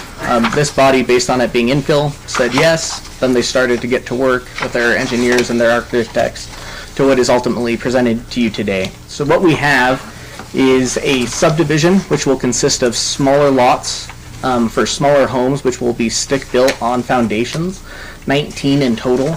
Each lot is approximately 2,300, 2,500 square feet. Each home is just below 700 square feet. There will be 19 in total. They need a PUD in order to have that small of lot. Their underlying zone will be R4, so where the PUD does not speak to certain development standards, then the R4 designations, regulations fall into place. It's a type of development we necessarily haven't seen. The applicant will definitely speak to this more when we look at the comprehensive plan. And when we look at that area specifically, it's kind of an odd area. Directly to the west of it, we have a single-family home subdivision, which has some duplexes, and also single-family homes, which is the colonial subdivision. And then we have some commercial usage, the Agri-Lang building to the north. And then we have a wonderful train right to the east. I'll let the applicant speak more to that. I believe they are aware of that. And they have some construction practices that they would employ in order to have a product that they would market. But when we look to the comprehensive plan, and it's no surprise to all of you, housing affordability is a huge issue. The applicant has stated that the intention of this product is to get something for first-time buyers, airmen, people looking to downsize, even within our own community, people who want to micro-invest. So people who want to buy maybe 1, 2 of these and then turn them into rentals and then rent them out. One thing specific about this development, which I believe is going to be the lion's share of our discussion, is they are asking, when it comes to their water EDUs, to not be interpreted as one EDU. So right now for a dwelling unit in our code, it's 1. Based upon studies that have been provided by the city, and them having a well on site which can be used for all of their green space, they're asking that each of their dwelling units be interpreted as 0.25. We can have more discussion on that. Rich is here also to answer any questions. There is a little video that they wanted to show, which kind of outlines the entire project. After that, if you see it fit, you can ask me questions and also questions of the applicant and anything you need. So, Mayor, permission to play the video? You bet. Do we have the remote? Gotta make sure.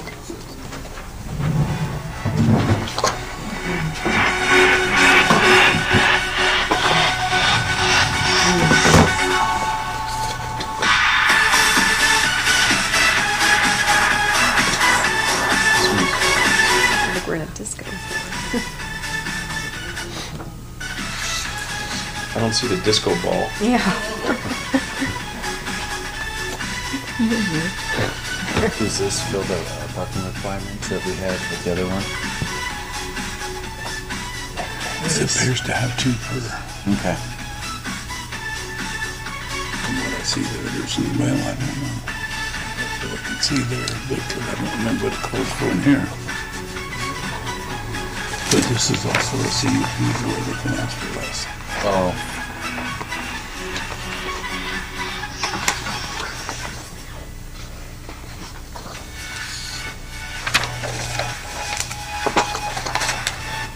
And they're going to use the irrigation for the green space?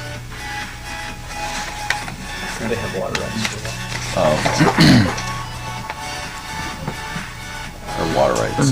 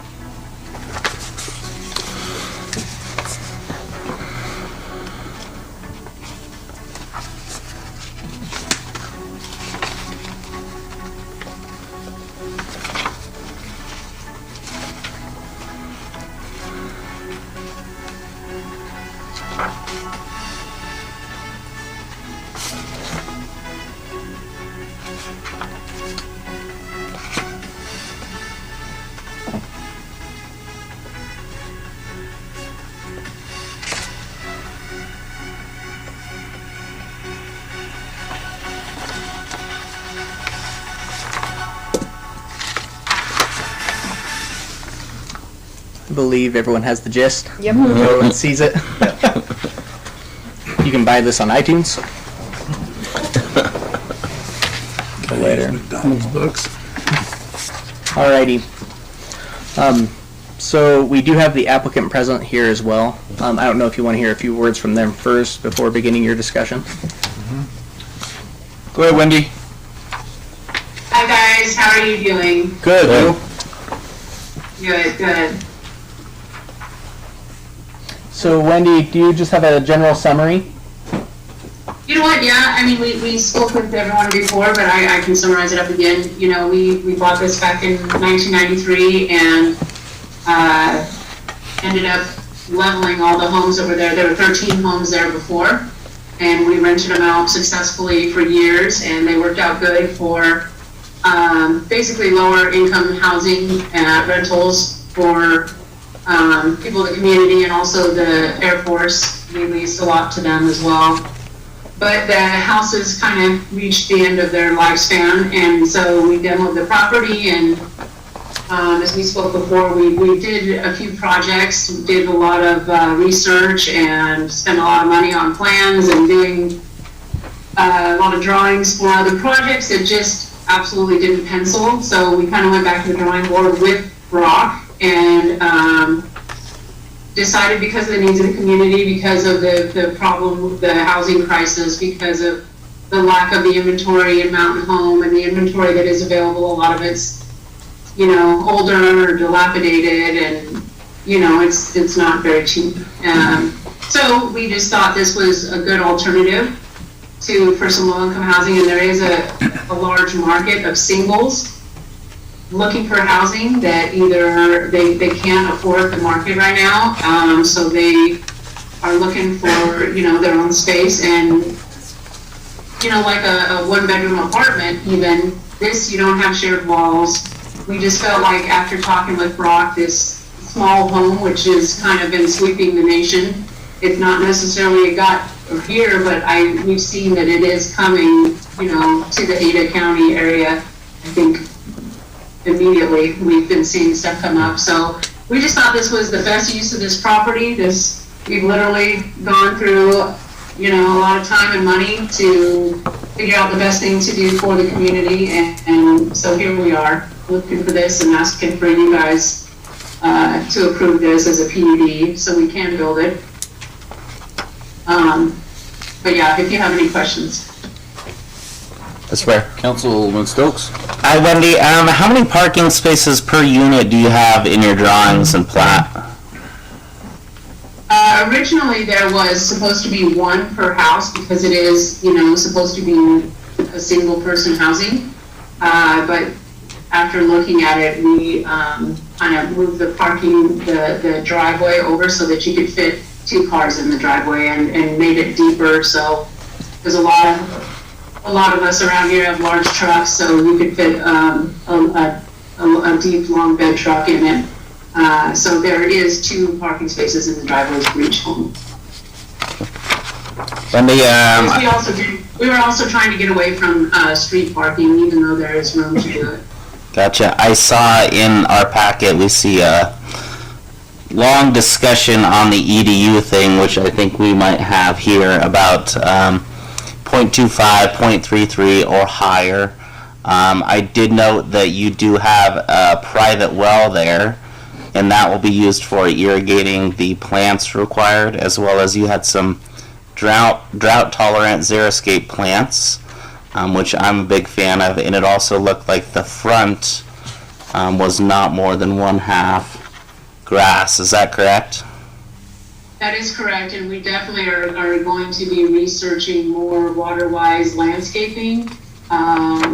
The designer of this video put in all grass, but we are going to be dealing with our landscape designer. We haven't gone there yet, just only because we were waiting for approval before we go any further. But we wanted to talk to him about more of a water-wise. I personally don't love, what do you call it, turf, the fake turf, astroturf, what do you call it? AstroTurf. Yeah, AstroTurf. Synthetic grass, thank you. Fake grass. It's not my favorite, but we kicked that around that maybe we would do that if aesthetically it would look better on the front rather than not having any grass at all. But we're definitely going to talk with him about what he recommends for a more water-wise landscaping, so we don't, have to deal with that. Great, Wendy, and is it your intention to rent these out or to sell them individually? And if you were to sell them individually, how much would you charge? To be honest with you, we don't have all the final costs because we've been getting guesstimates from our subcontractors. We've been getting estimates, but they're telling us that this could change because obviously the prices of material and the expectancy of getting the material is changing. And also, I don't have a final on all the fees from you guys. We originally were hoping to be at $199. I kind of punched in a breakdown of all the costs, and on the higher end, we were thinking that they would be at $239.9, but we are talking complete. We don't do all we started at $129, and then by the time you're done with your upgrades, it's $400,000. We don't play that. We build it with quality materials, and this is your price, this is your cost, and so we're anywhere right now from $199 to $239, depending on where everybody comes in with material fees and everything like that. So it says if we don't allow you to use your well, you want to use a 0.5 equivalent dwelling unit? That's Gary's department. Did you know that? Is that what I got it here? So it said if they're not allowed to use the well, which I don't know why we would, because that's their water rights for that, right? Mm-hmm. So I believe what is being proposed, Mayor, is they're asking utilizing their well, given that they can utilize the well for all of their irrigation needs, right? Everything.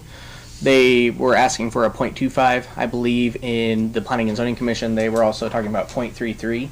Okay. And I'll let Rich speak to this more as well. Yeah, Mayor, Council, that's correct. I mean, I think the one thing to make sure, I think we need to make sure that they're able to use that well for irrigation. So we need to make sure we get some documentation that can be used for that. I think that's an important piece that you need to make sure we have.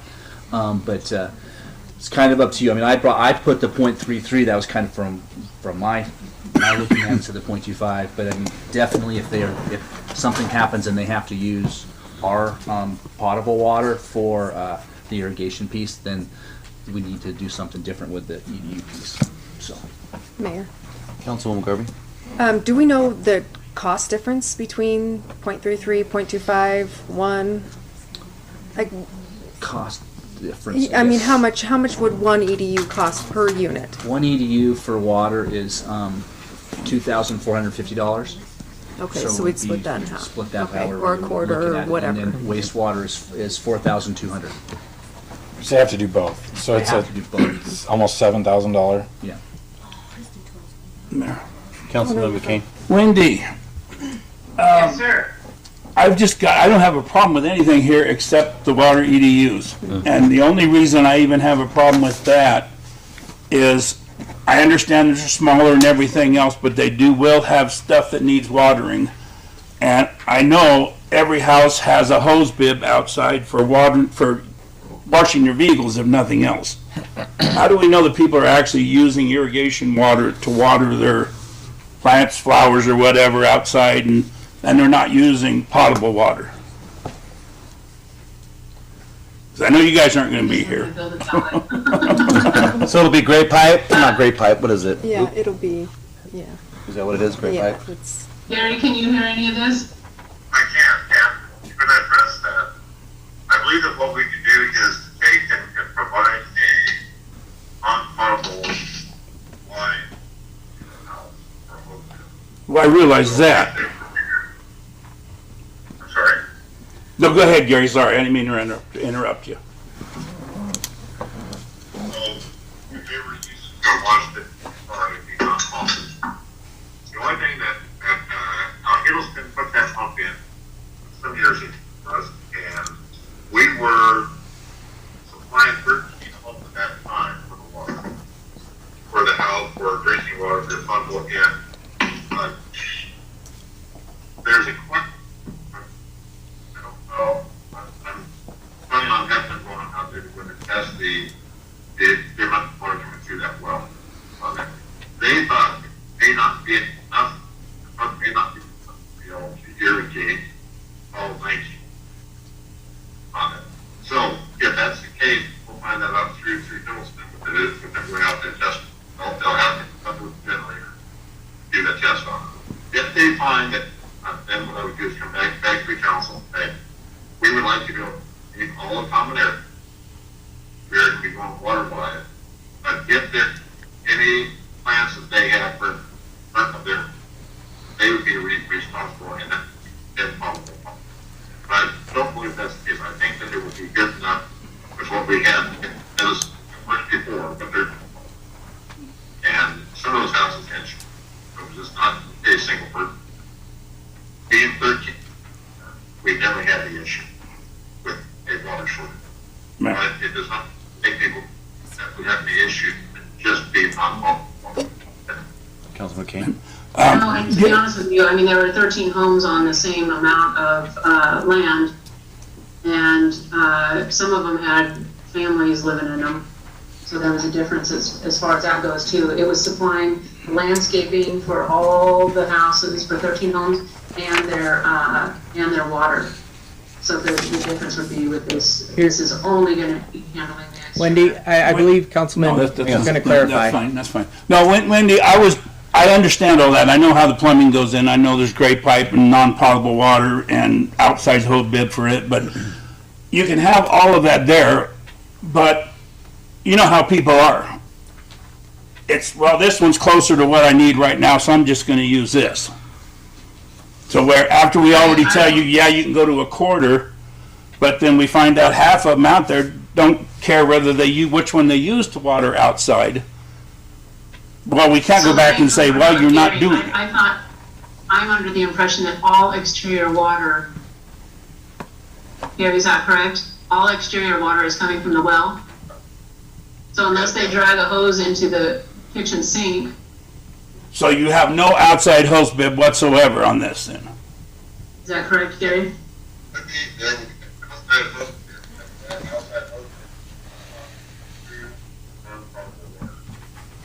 The outside hose bib would only be non-potable water then? Okay, all right, I have no problem with it then.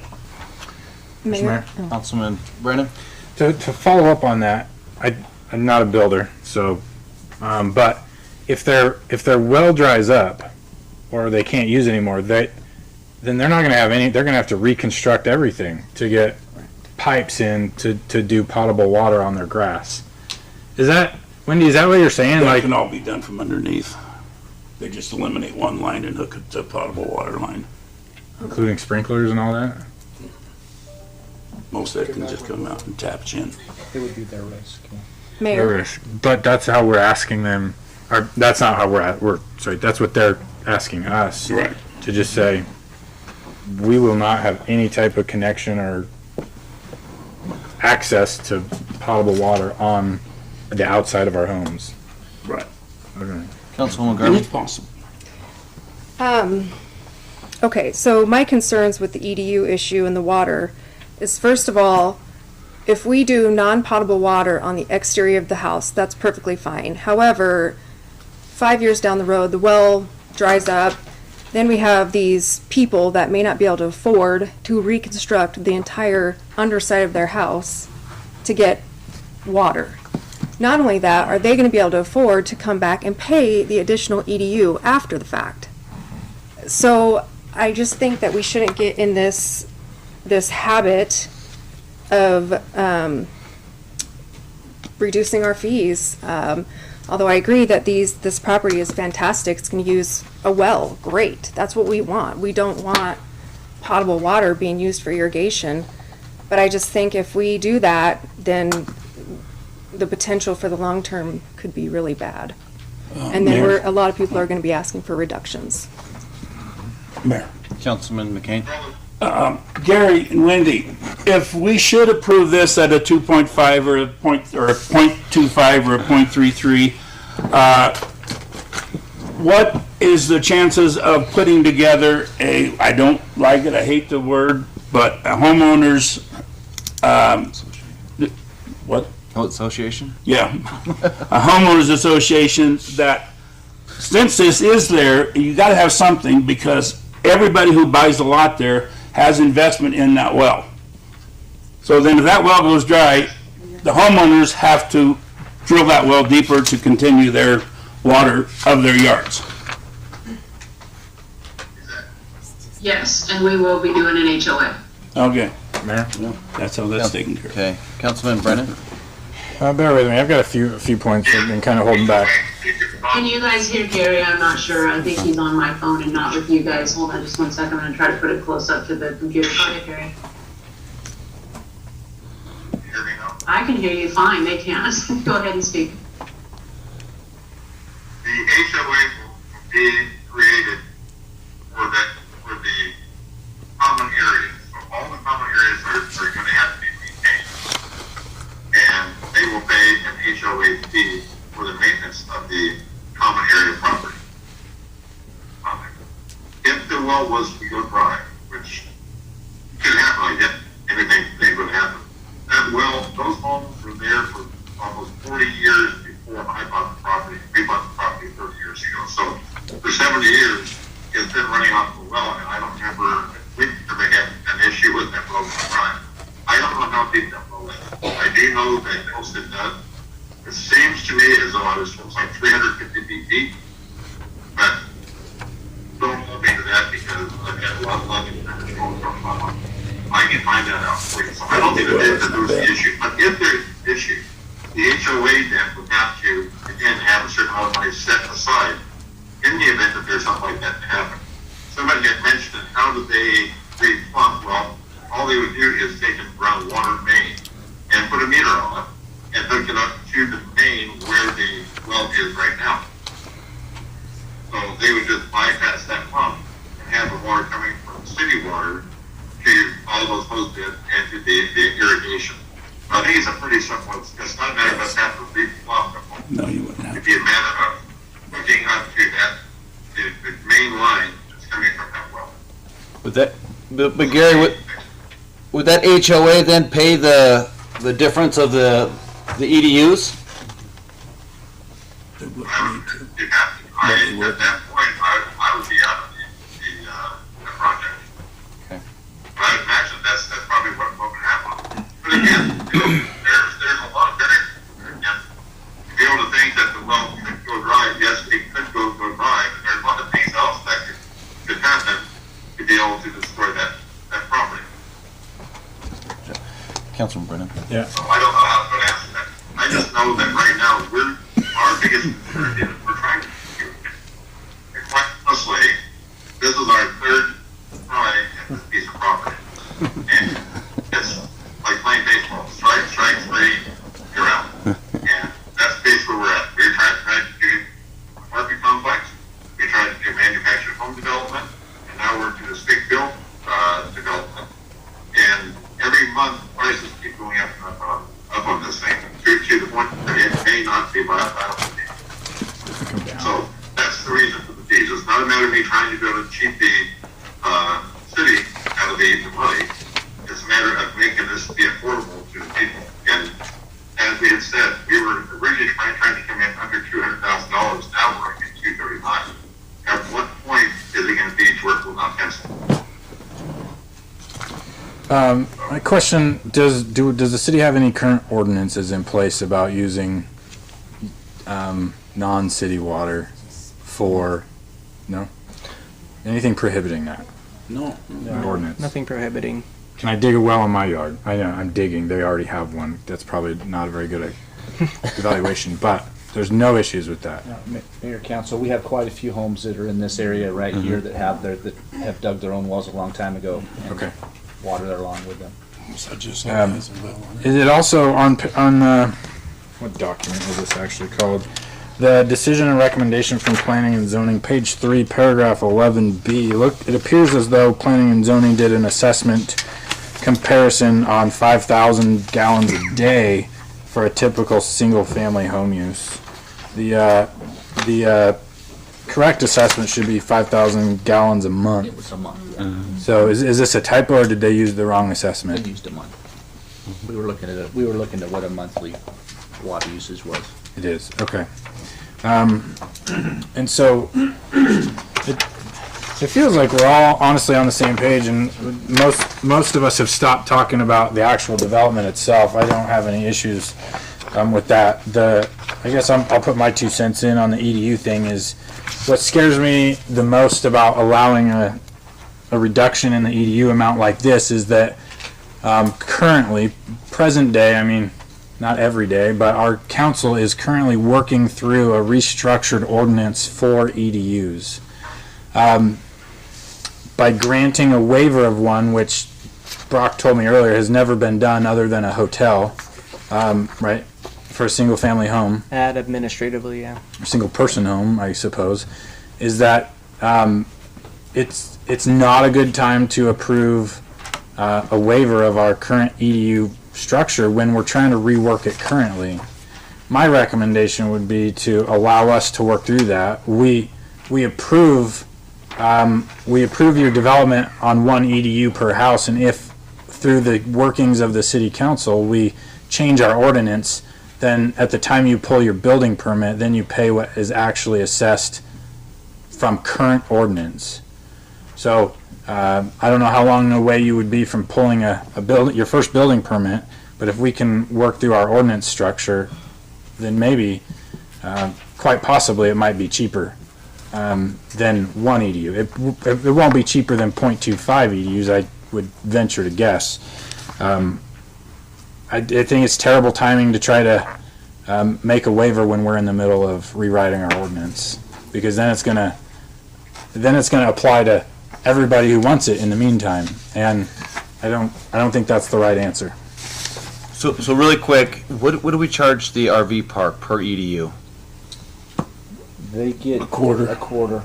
They get, yeah, unless they're there for, a quarter. Okay. Unless it's there for more than all 6 year months. long, yeah. And then they're using potable water all year long. Yeah. I mean, for even water outside, What do we charge the mobile home park? 1. 1, okay. I'm gonna agree with Councilman Brennan. I say prove it, like you said, as 1, but then obviously you're gonna work through council's gonna work through it. Wendy, when's your time frame to pull a building permit? When did it used to be, or when is it now? Best guess. Gary, that's a Gary question. He started another project. We started a project that's about a $3 million project down in Parkland, Arizona, that's running out right now. I just received an email offering other commercial office building we have for the Department of Motor Vehicles, a 10-year lease, that's going to take priority of this project. And then I have a Ford agency that we're going to convert into a recreational vehicle sales lot. That is on the drawing board. So I have, right now, I have 3 jobs up ahead of that one. So honestly, I'll give you guys as much time as you want. We're going to get this in, to put this on the back burner. So if you're thinking that you want to go work through your fees, work through your fees. If this is a viable deal at that time, moving forward. If not, I guess it'll be this one here and sell it off to somebody that may want to, may or may not be able to do something with it. But honestly, we had thousands of dollars wrapped up in this to go try to go to get this. We actually have over $200,000 on a pretty picture. Mr. Mayor?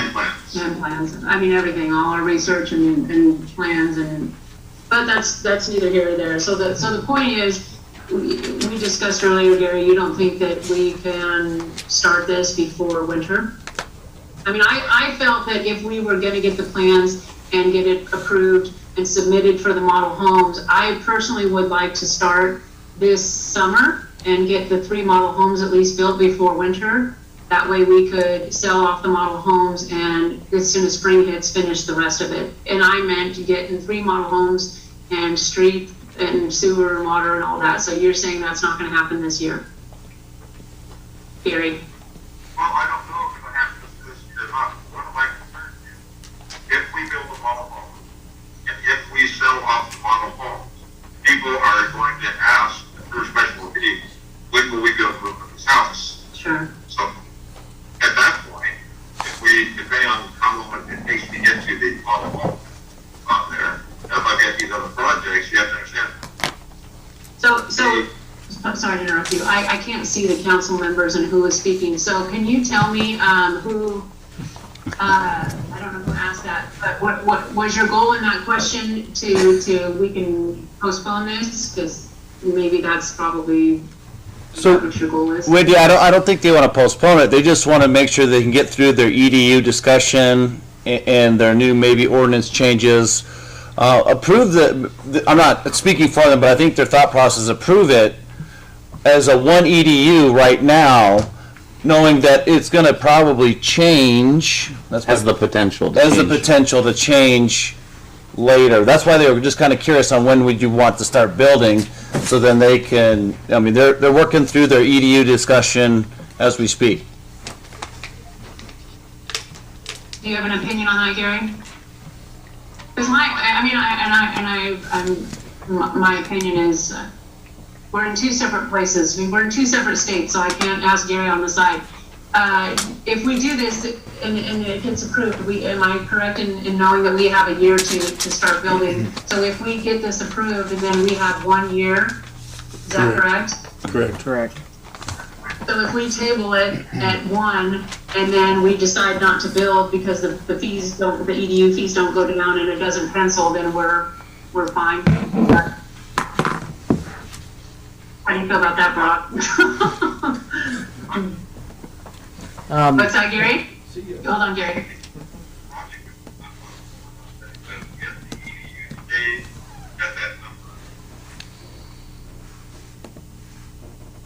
Oh, did I just delete them? Did you delete them? Thanks. Yeah, they're back. Sorry about that. Gary's back. I'm sorry, that lost it for Go ahead, Gary. They're coming from. I totally understand the fact that you have fees going up on the building there. That's understandable. What we have to look at, if the market will bear and support a higher number of these houses, that's fine. I don't know, with the interest rates going up that they've been doing, and with the cost going up, against the cost of homes going up, at what point are these houses, will people saying to themselves, I would like to buy a 650 square foot home and pay $279.95 or $279. I'm not and that's our other concern is if we're not, because I really wanted to get started this year, and knowing Gary and knowing how fast he can build, a lot of times I can push him and he can possibly make this go, but we don't know what the future, we don't know what's going to happen with material costs and everything else. So I think that my goal was that we were going to start this spring and knock them out and have them all sold by winter. So that's not happening right now, but it's up to you guys. All right, council, what do you guys want to do?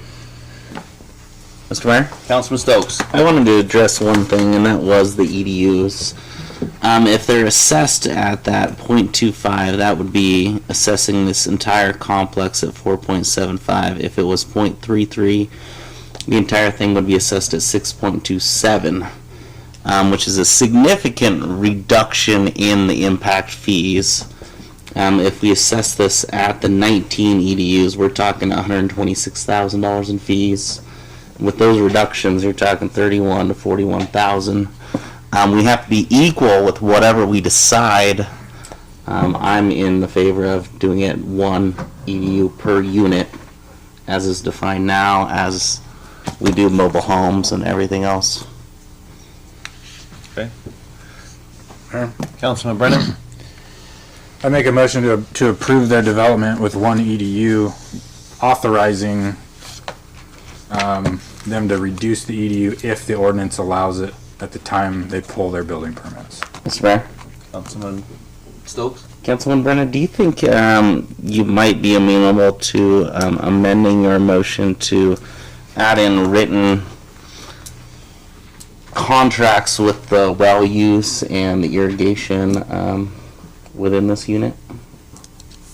As Mr. Urquidy was talking about, put one condition on them. What is that? So that the piping, that they can't have any exterior piping?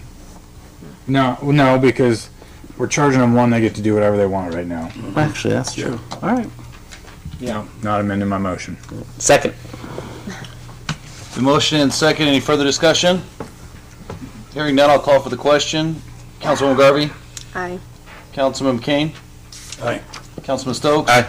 Councilman Brennan? Aye. All right. Thank you, guys. Have a good one. We gotta split that. We should have split it. Oh, yep, sorry. Got one more for you. Action item number 4, deliberation decision on pending zoning. 4. Oh, I'm sorry. Scared me there. I'm sorry. Discussion, deliberation and discussion on pending and zoning commission recommendation for preliminary plat, LaBelle Estates subdivision findings of facts.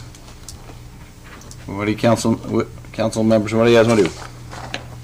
Mr. Mayor. Councilman Brennan. I just make a motion to approve a preliminary plat for LaBelle Estates subdivision. Second. It's been motioned and second. Any further discussion? Hearing none, I'll call for the question. Councilman Stokes. Aye. Councilman McCain. Aye. Councilman Brennan. Aye. Councilwoman Garvey. Aye. All right. All right, now, thank you. Thanks, Wendy.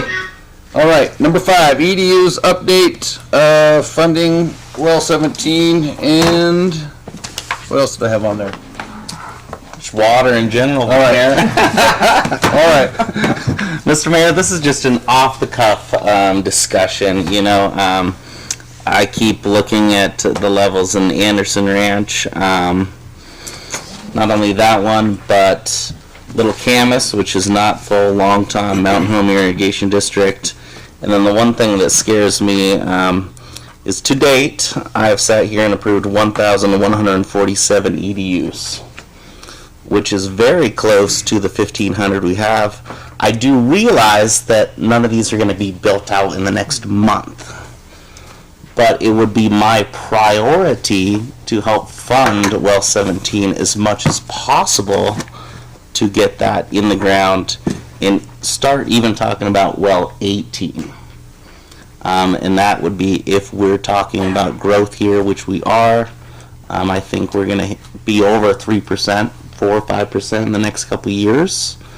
I think people are going to get away from this urban setting into the rural setting. And I think Mountain Home is primed to explode. So part of that thought as well would be the number of EDUs that might be in the pipeline,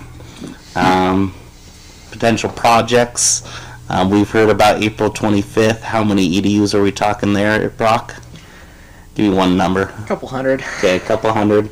So that basically puts us at the 1,500 we've had. It's just something I think the council needs to consider, and possibly moving the $1 million in ARPA for fiber to well 17 to get it accomplished as soon as humanly possible. Just my thoughts. So we want to talk to him about our DSIP funding and ARPA stuff too? Yeah. Well, I didn't do much, Mayor and Council. I did do a lot of research on that. Yeah, it's off the cuff, So right? Just presented with that. So, Mayor and Council, our military liaison has been working really hard with the Defense Department to look at a DSIP grant, and we are actually going to, at our next council meeting, bring the information to you for that. So it's one of those that it helps their mission, and that's kind of one of the big pieces with that they help fund with something like that. So we're looking at trying to get the well funded for that. So when it comes to what we would have to pay, it's, we'd be paying somewhere in the $2 million instead of the $5.8 million if we get that grant. And so we're working really hard to be able to get that. We've already started the process with doing that. So that's the one big piece with that. So we'll have more for you how that's going to kind of work in and what. But we are looking at doing that. The mayor, we've sat down and looked at what we're going to do with ARPA funds, and that's what we would use that for. The ARPA funds, we would use that to pay for our match. And then we could be able to use what we have in our the money that what we have in our construction to be able to move forward with our other construction things. So on the well, we hope we're going to put that out to bid here this month, and get everything so we can get that going. Everything's pretty much done. We just got to get that taken care of, and then drill the hole. They're already working on the design and moving stuff forward because we have to have some of that for the DSIP grant. And we see it in the bills. So yeah, and so they are working forward. Once that's done, we're still working on the design and getting everything. We have all of our dig lines put in for surveying of where all the transmission lines are going to be going. So we're going to be paying for this out of the next, well, hopefully we get the grant so we can do it that way. I mean, obviously we're going to be paying it and then we get the grant money back. It's going to be, just an in and out that way. But we're pushing to get that done as soon as we can. I mean, that is the well is our top priority. We've upped it a year. Mr. Mayor? Well, we've upped it as quick as we can with we're moving for that. I would ask, if you and Brock could kind of give the council well 17 and EDU update every meeting from now on, because to me, I don't know how the rest of the council feels, it's a priority number one. I almost brought it today. I had my folder. I was doing that right before I left with some of the EDUs and what we've been doing with the developments, and as we keep going through things, what's been approved from P&Z and what you guys get approved and what's there. But Councilman Stokes, you're right on. I mean, all those aren't going to. We're looking at if we can have 250, which that's pushing a lot of single-family homes. And if we can get 250 permits a year, that's our goal. What we're trying to look at. So so we're still to hit our 1,500 where we are. We're still a ways out on that. So. We're 5 years, so but we do have to be. We might get 400 in 1 year. But, but I think just how staffed we are to get those things put through and looking what's going on. I mean, we're pushing 200. That's going to be that's a rough goal. I mean, even if we hit 100 and if we hit 160 this year, man, that's going to be awesome. So, but we can certainly keep you updated on that. Cool. I mean, I keep that running total every time I get a new building permit. I'm updating all my totals. So, Councilman King. Brock, sorry. Rich. I wasn't even thinking that. Well 18 was brought up. Do we even have water rights to even start a well 18? Oh, Mayor, Council, we do. We have do. enough water rights for 2 wells. Oh, okay, great. Okay, I didn't think we had enough for 18 yet. Fantastic. Councilman Brennan? What's our best guess of actual number of homes in town right now? Built out homes. I know it's kind of it's hard to say how many EDUs because a lot of EDUs go to commercial properties and stuff.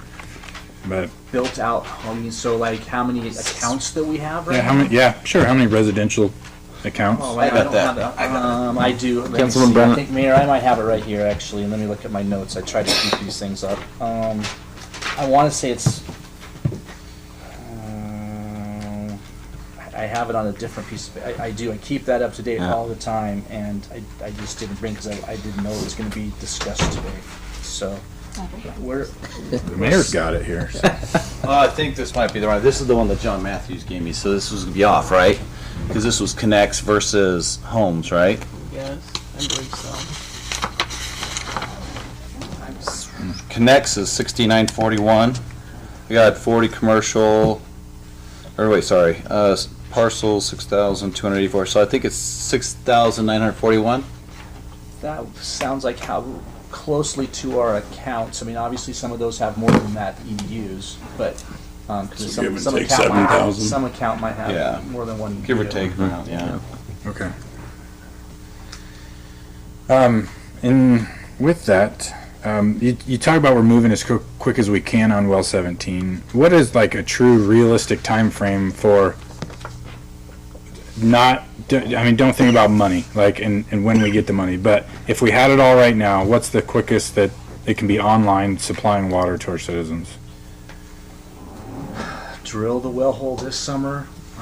Work on, they're still working on some of the design. You're going to have to build the well house would have to go in, so that would probably, that's kind of a next summer, I would think that, and then working on the transmission lines kind of the same time. So that's 24. Wow, we're ways out still. Like summer. I mean, I'm hoping October 23ish, but you know, I mean, depends on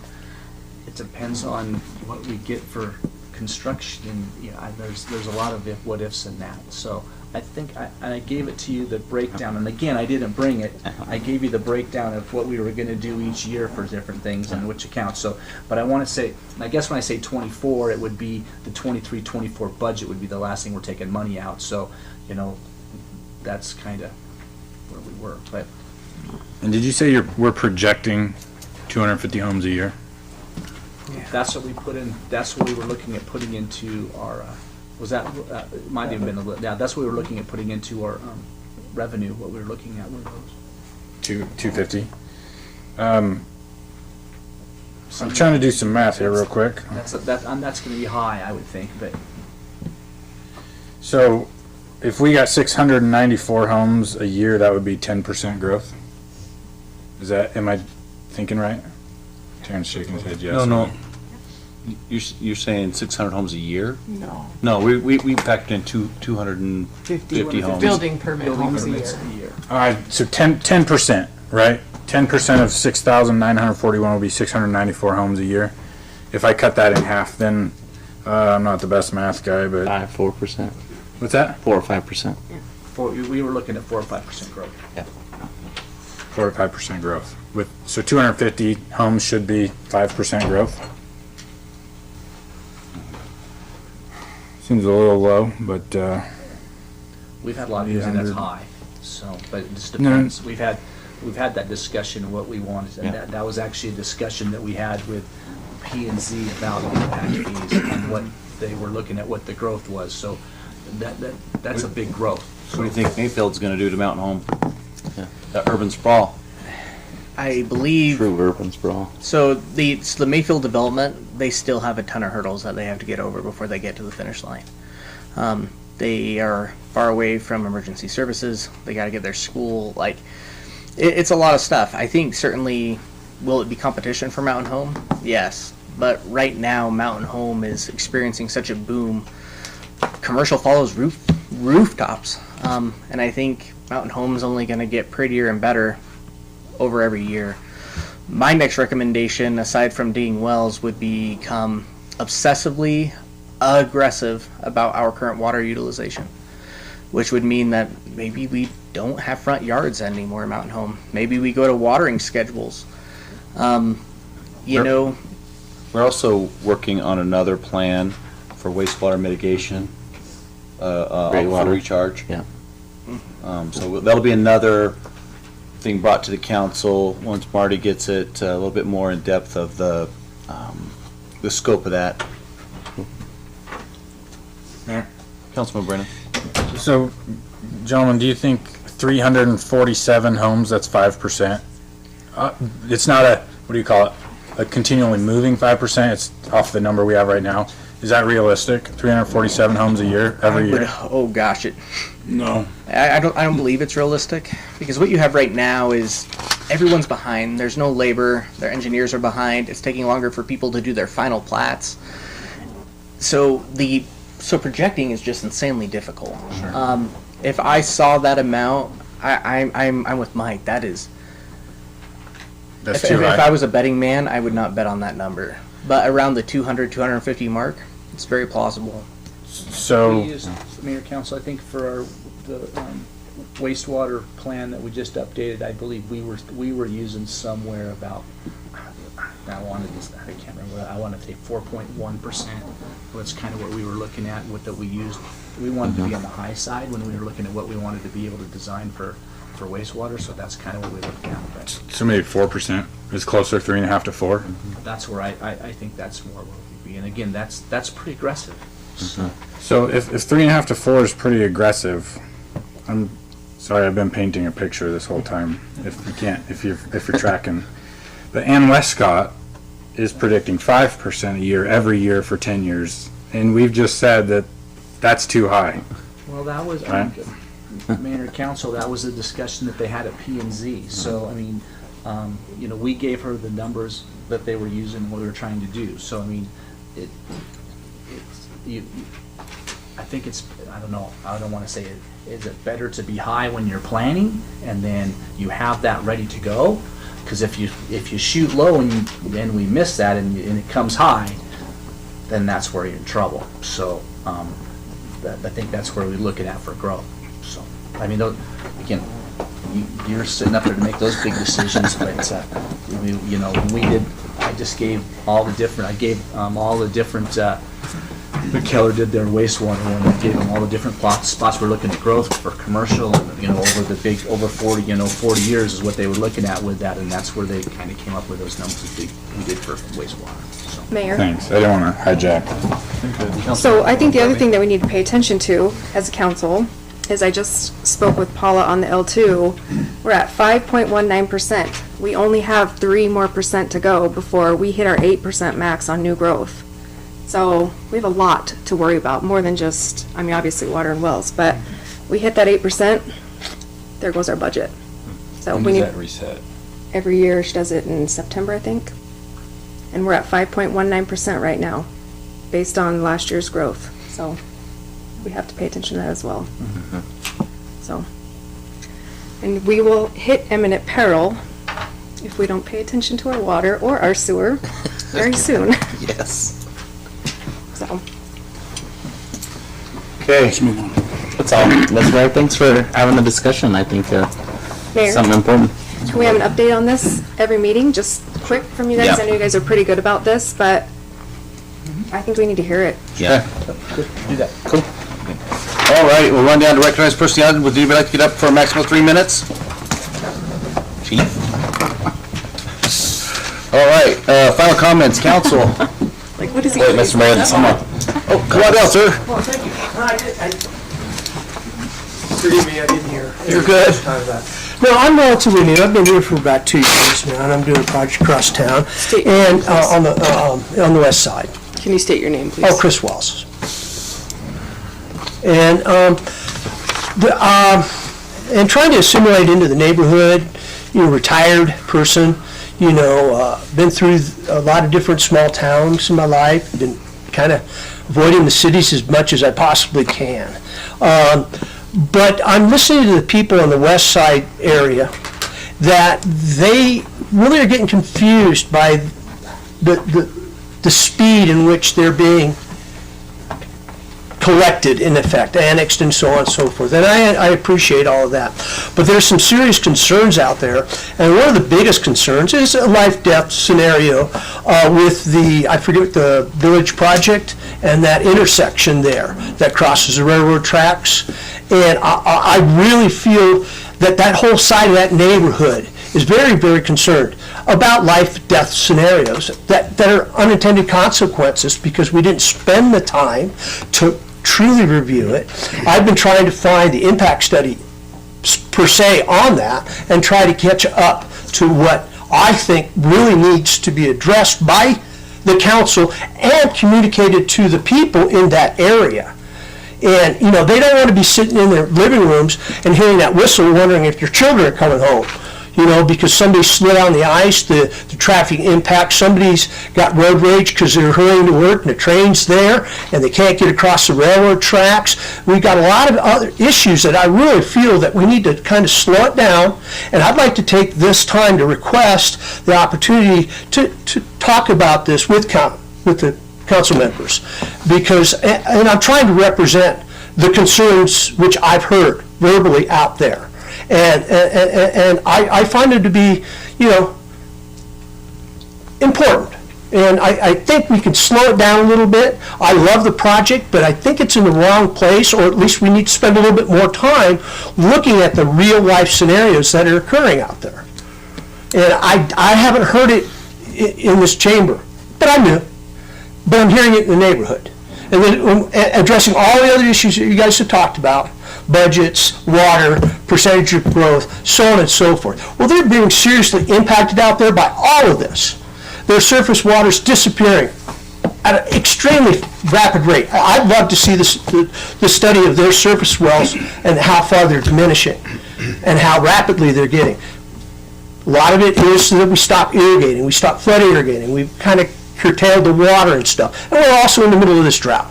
These are the concerns that are being conversed out there. And it'd be really nice that if we had a board member that we could continuously be in communication with so we can talk to you guys cohesively as an entity over there. Okay. Thank you. Thanks, Chris. Do I need to sign up? Yes, please. That way, if we can get a hold of you. I would really appreciate it if I could at least meet with the council to express some of these viewpoints and maybe take some time and get more in detail. Roger that. Mr. Mayor, follow up to that. Are we having a public hearing on this on our next meeting, next regular meeting? So the village already had its public hearing. If the council wants, they may have an additional public hearing. I don't know if that's what Mr. Wells was asking this body to consider. Misty, come on up.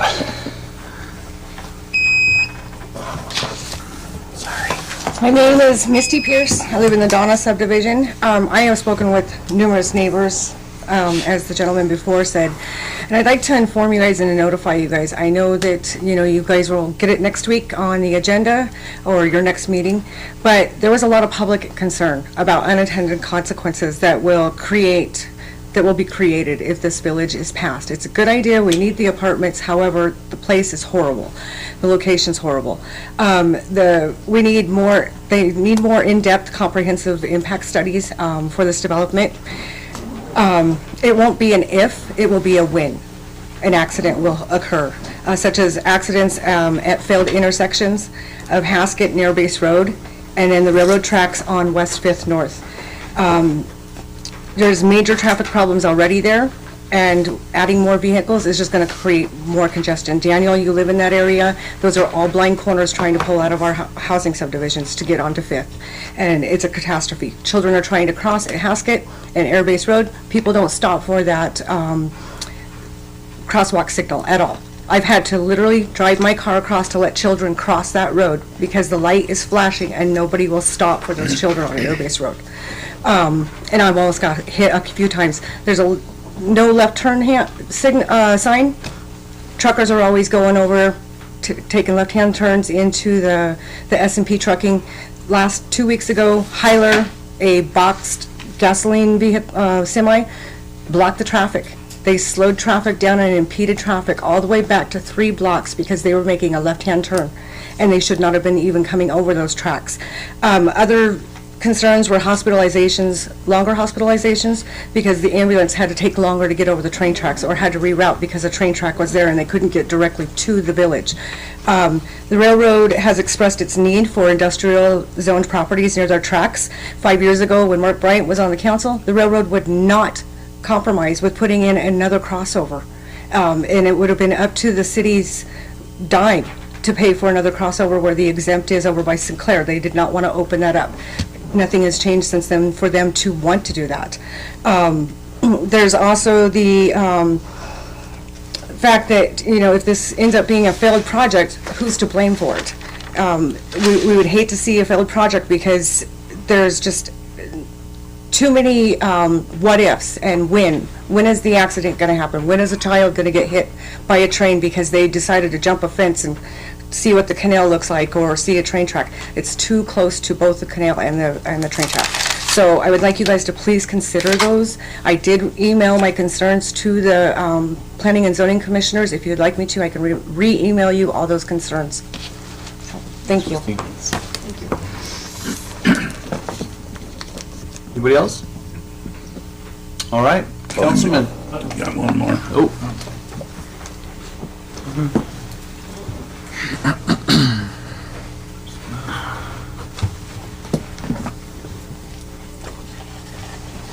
Name's Don Gus. Addressing the council.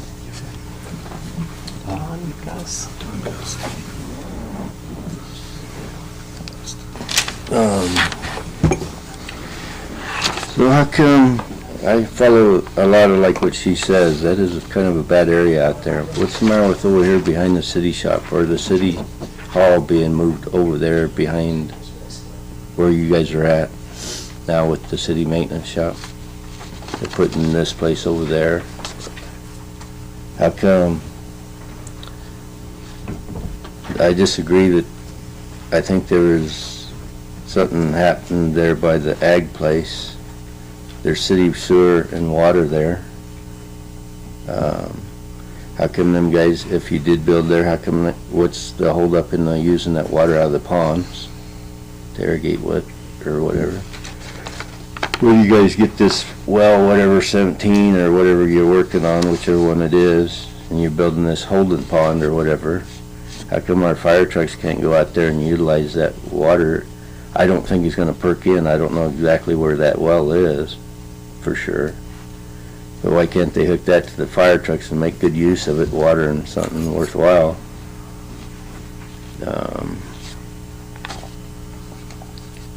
I know of, I'd like to know what happened to a few of the people that lived in that triangle there that, by that ag place, because I personally knew some of them. And I know there was an older house there that nobody ever lived in after the lady moved into the trailer house. And I don't know what happened to her because I was out of town working, but I'd like to know what happened to some of them people. And I'm pretty sure there's a main line down through there already, besides a gas possibly.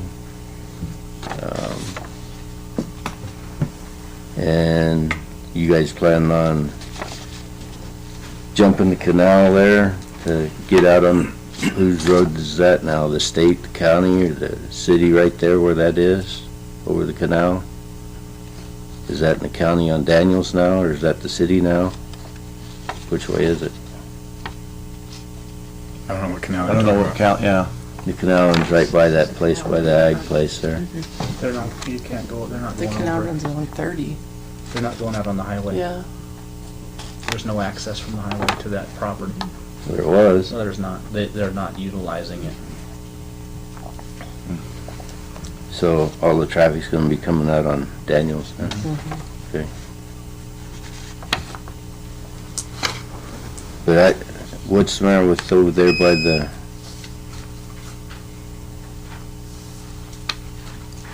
over there behind you guys' shop? That's our, I mean, it's not. How much that ground you guys get where you put the dog walk park? We have it all. We have it. So what's the matter with either putting them apartments over there, or they're probably a lot more safer over there than over there on. It's in the flood zone. I realize that, but I ain't seen it flood there, and you guys probably chopped the ditches up anyway. I've only seen it flood a few times. I can remember when they punched underneath the Bennett overpass there just to get the water out of there, because it used to. I don't know how that water got over in there, but Hey, Don. Mm-hmm. We got you. No. Okay. All right, buddy. Thank you.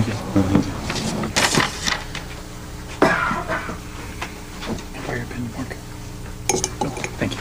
Hi, my name's John Lagon. I live out on the west side also, and I was just wondering, when she was speaking, she started out at 199 to 229, and then he came on the line and said 235, and then it'll probably go up to 279 with the cost of lumber and stuff like that. It's supposed to be affordable housing for the Air Force guys? How are they going to afford that? Plus they got HOA on top of it. How are they going to afford, low-income housing? Someone's going to go out there and live on that? I don't know I didn't do the math for the, if they put 10% down and how much it would cost the rent out there, but most people in town don't make, $80,000, $90,000 a year to pay the rent on the place. And they're gonna be single people in there? Who's in here making $90,000 a year to afford something like that and live? That's, I just don't understand how they can come in and charge all that and then they want to cut on reducing on the EDU rates or what. That just doesn't make sense to me.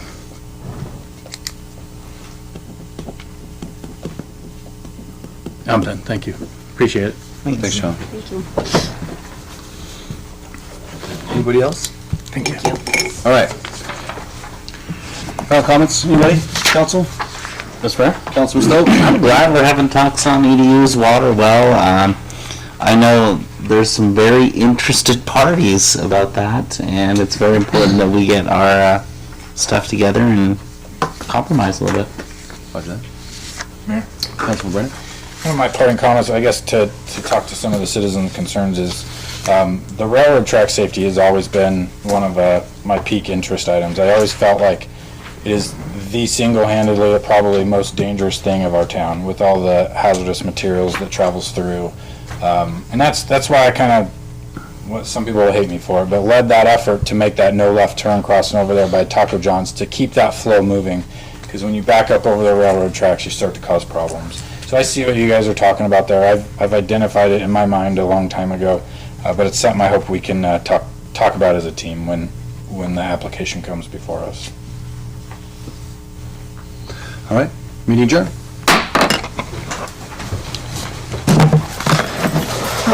Really quick, I was gonna tell you guys, you asked about sequel. It's a hot mess.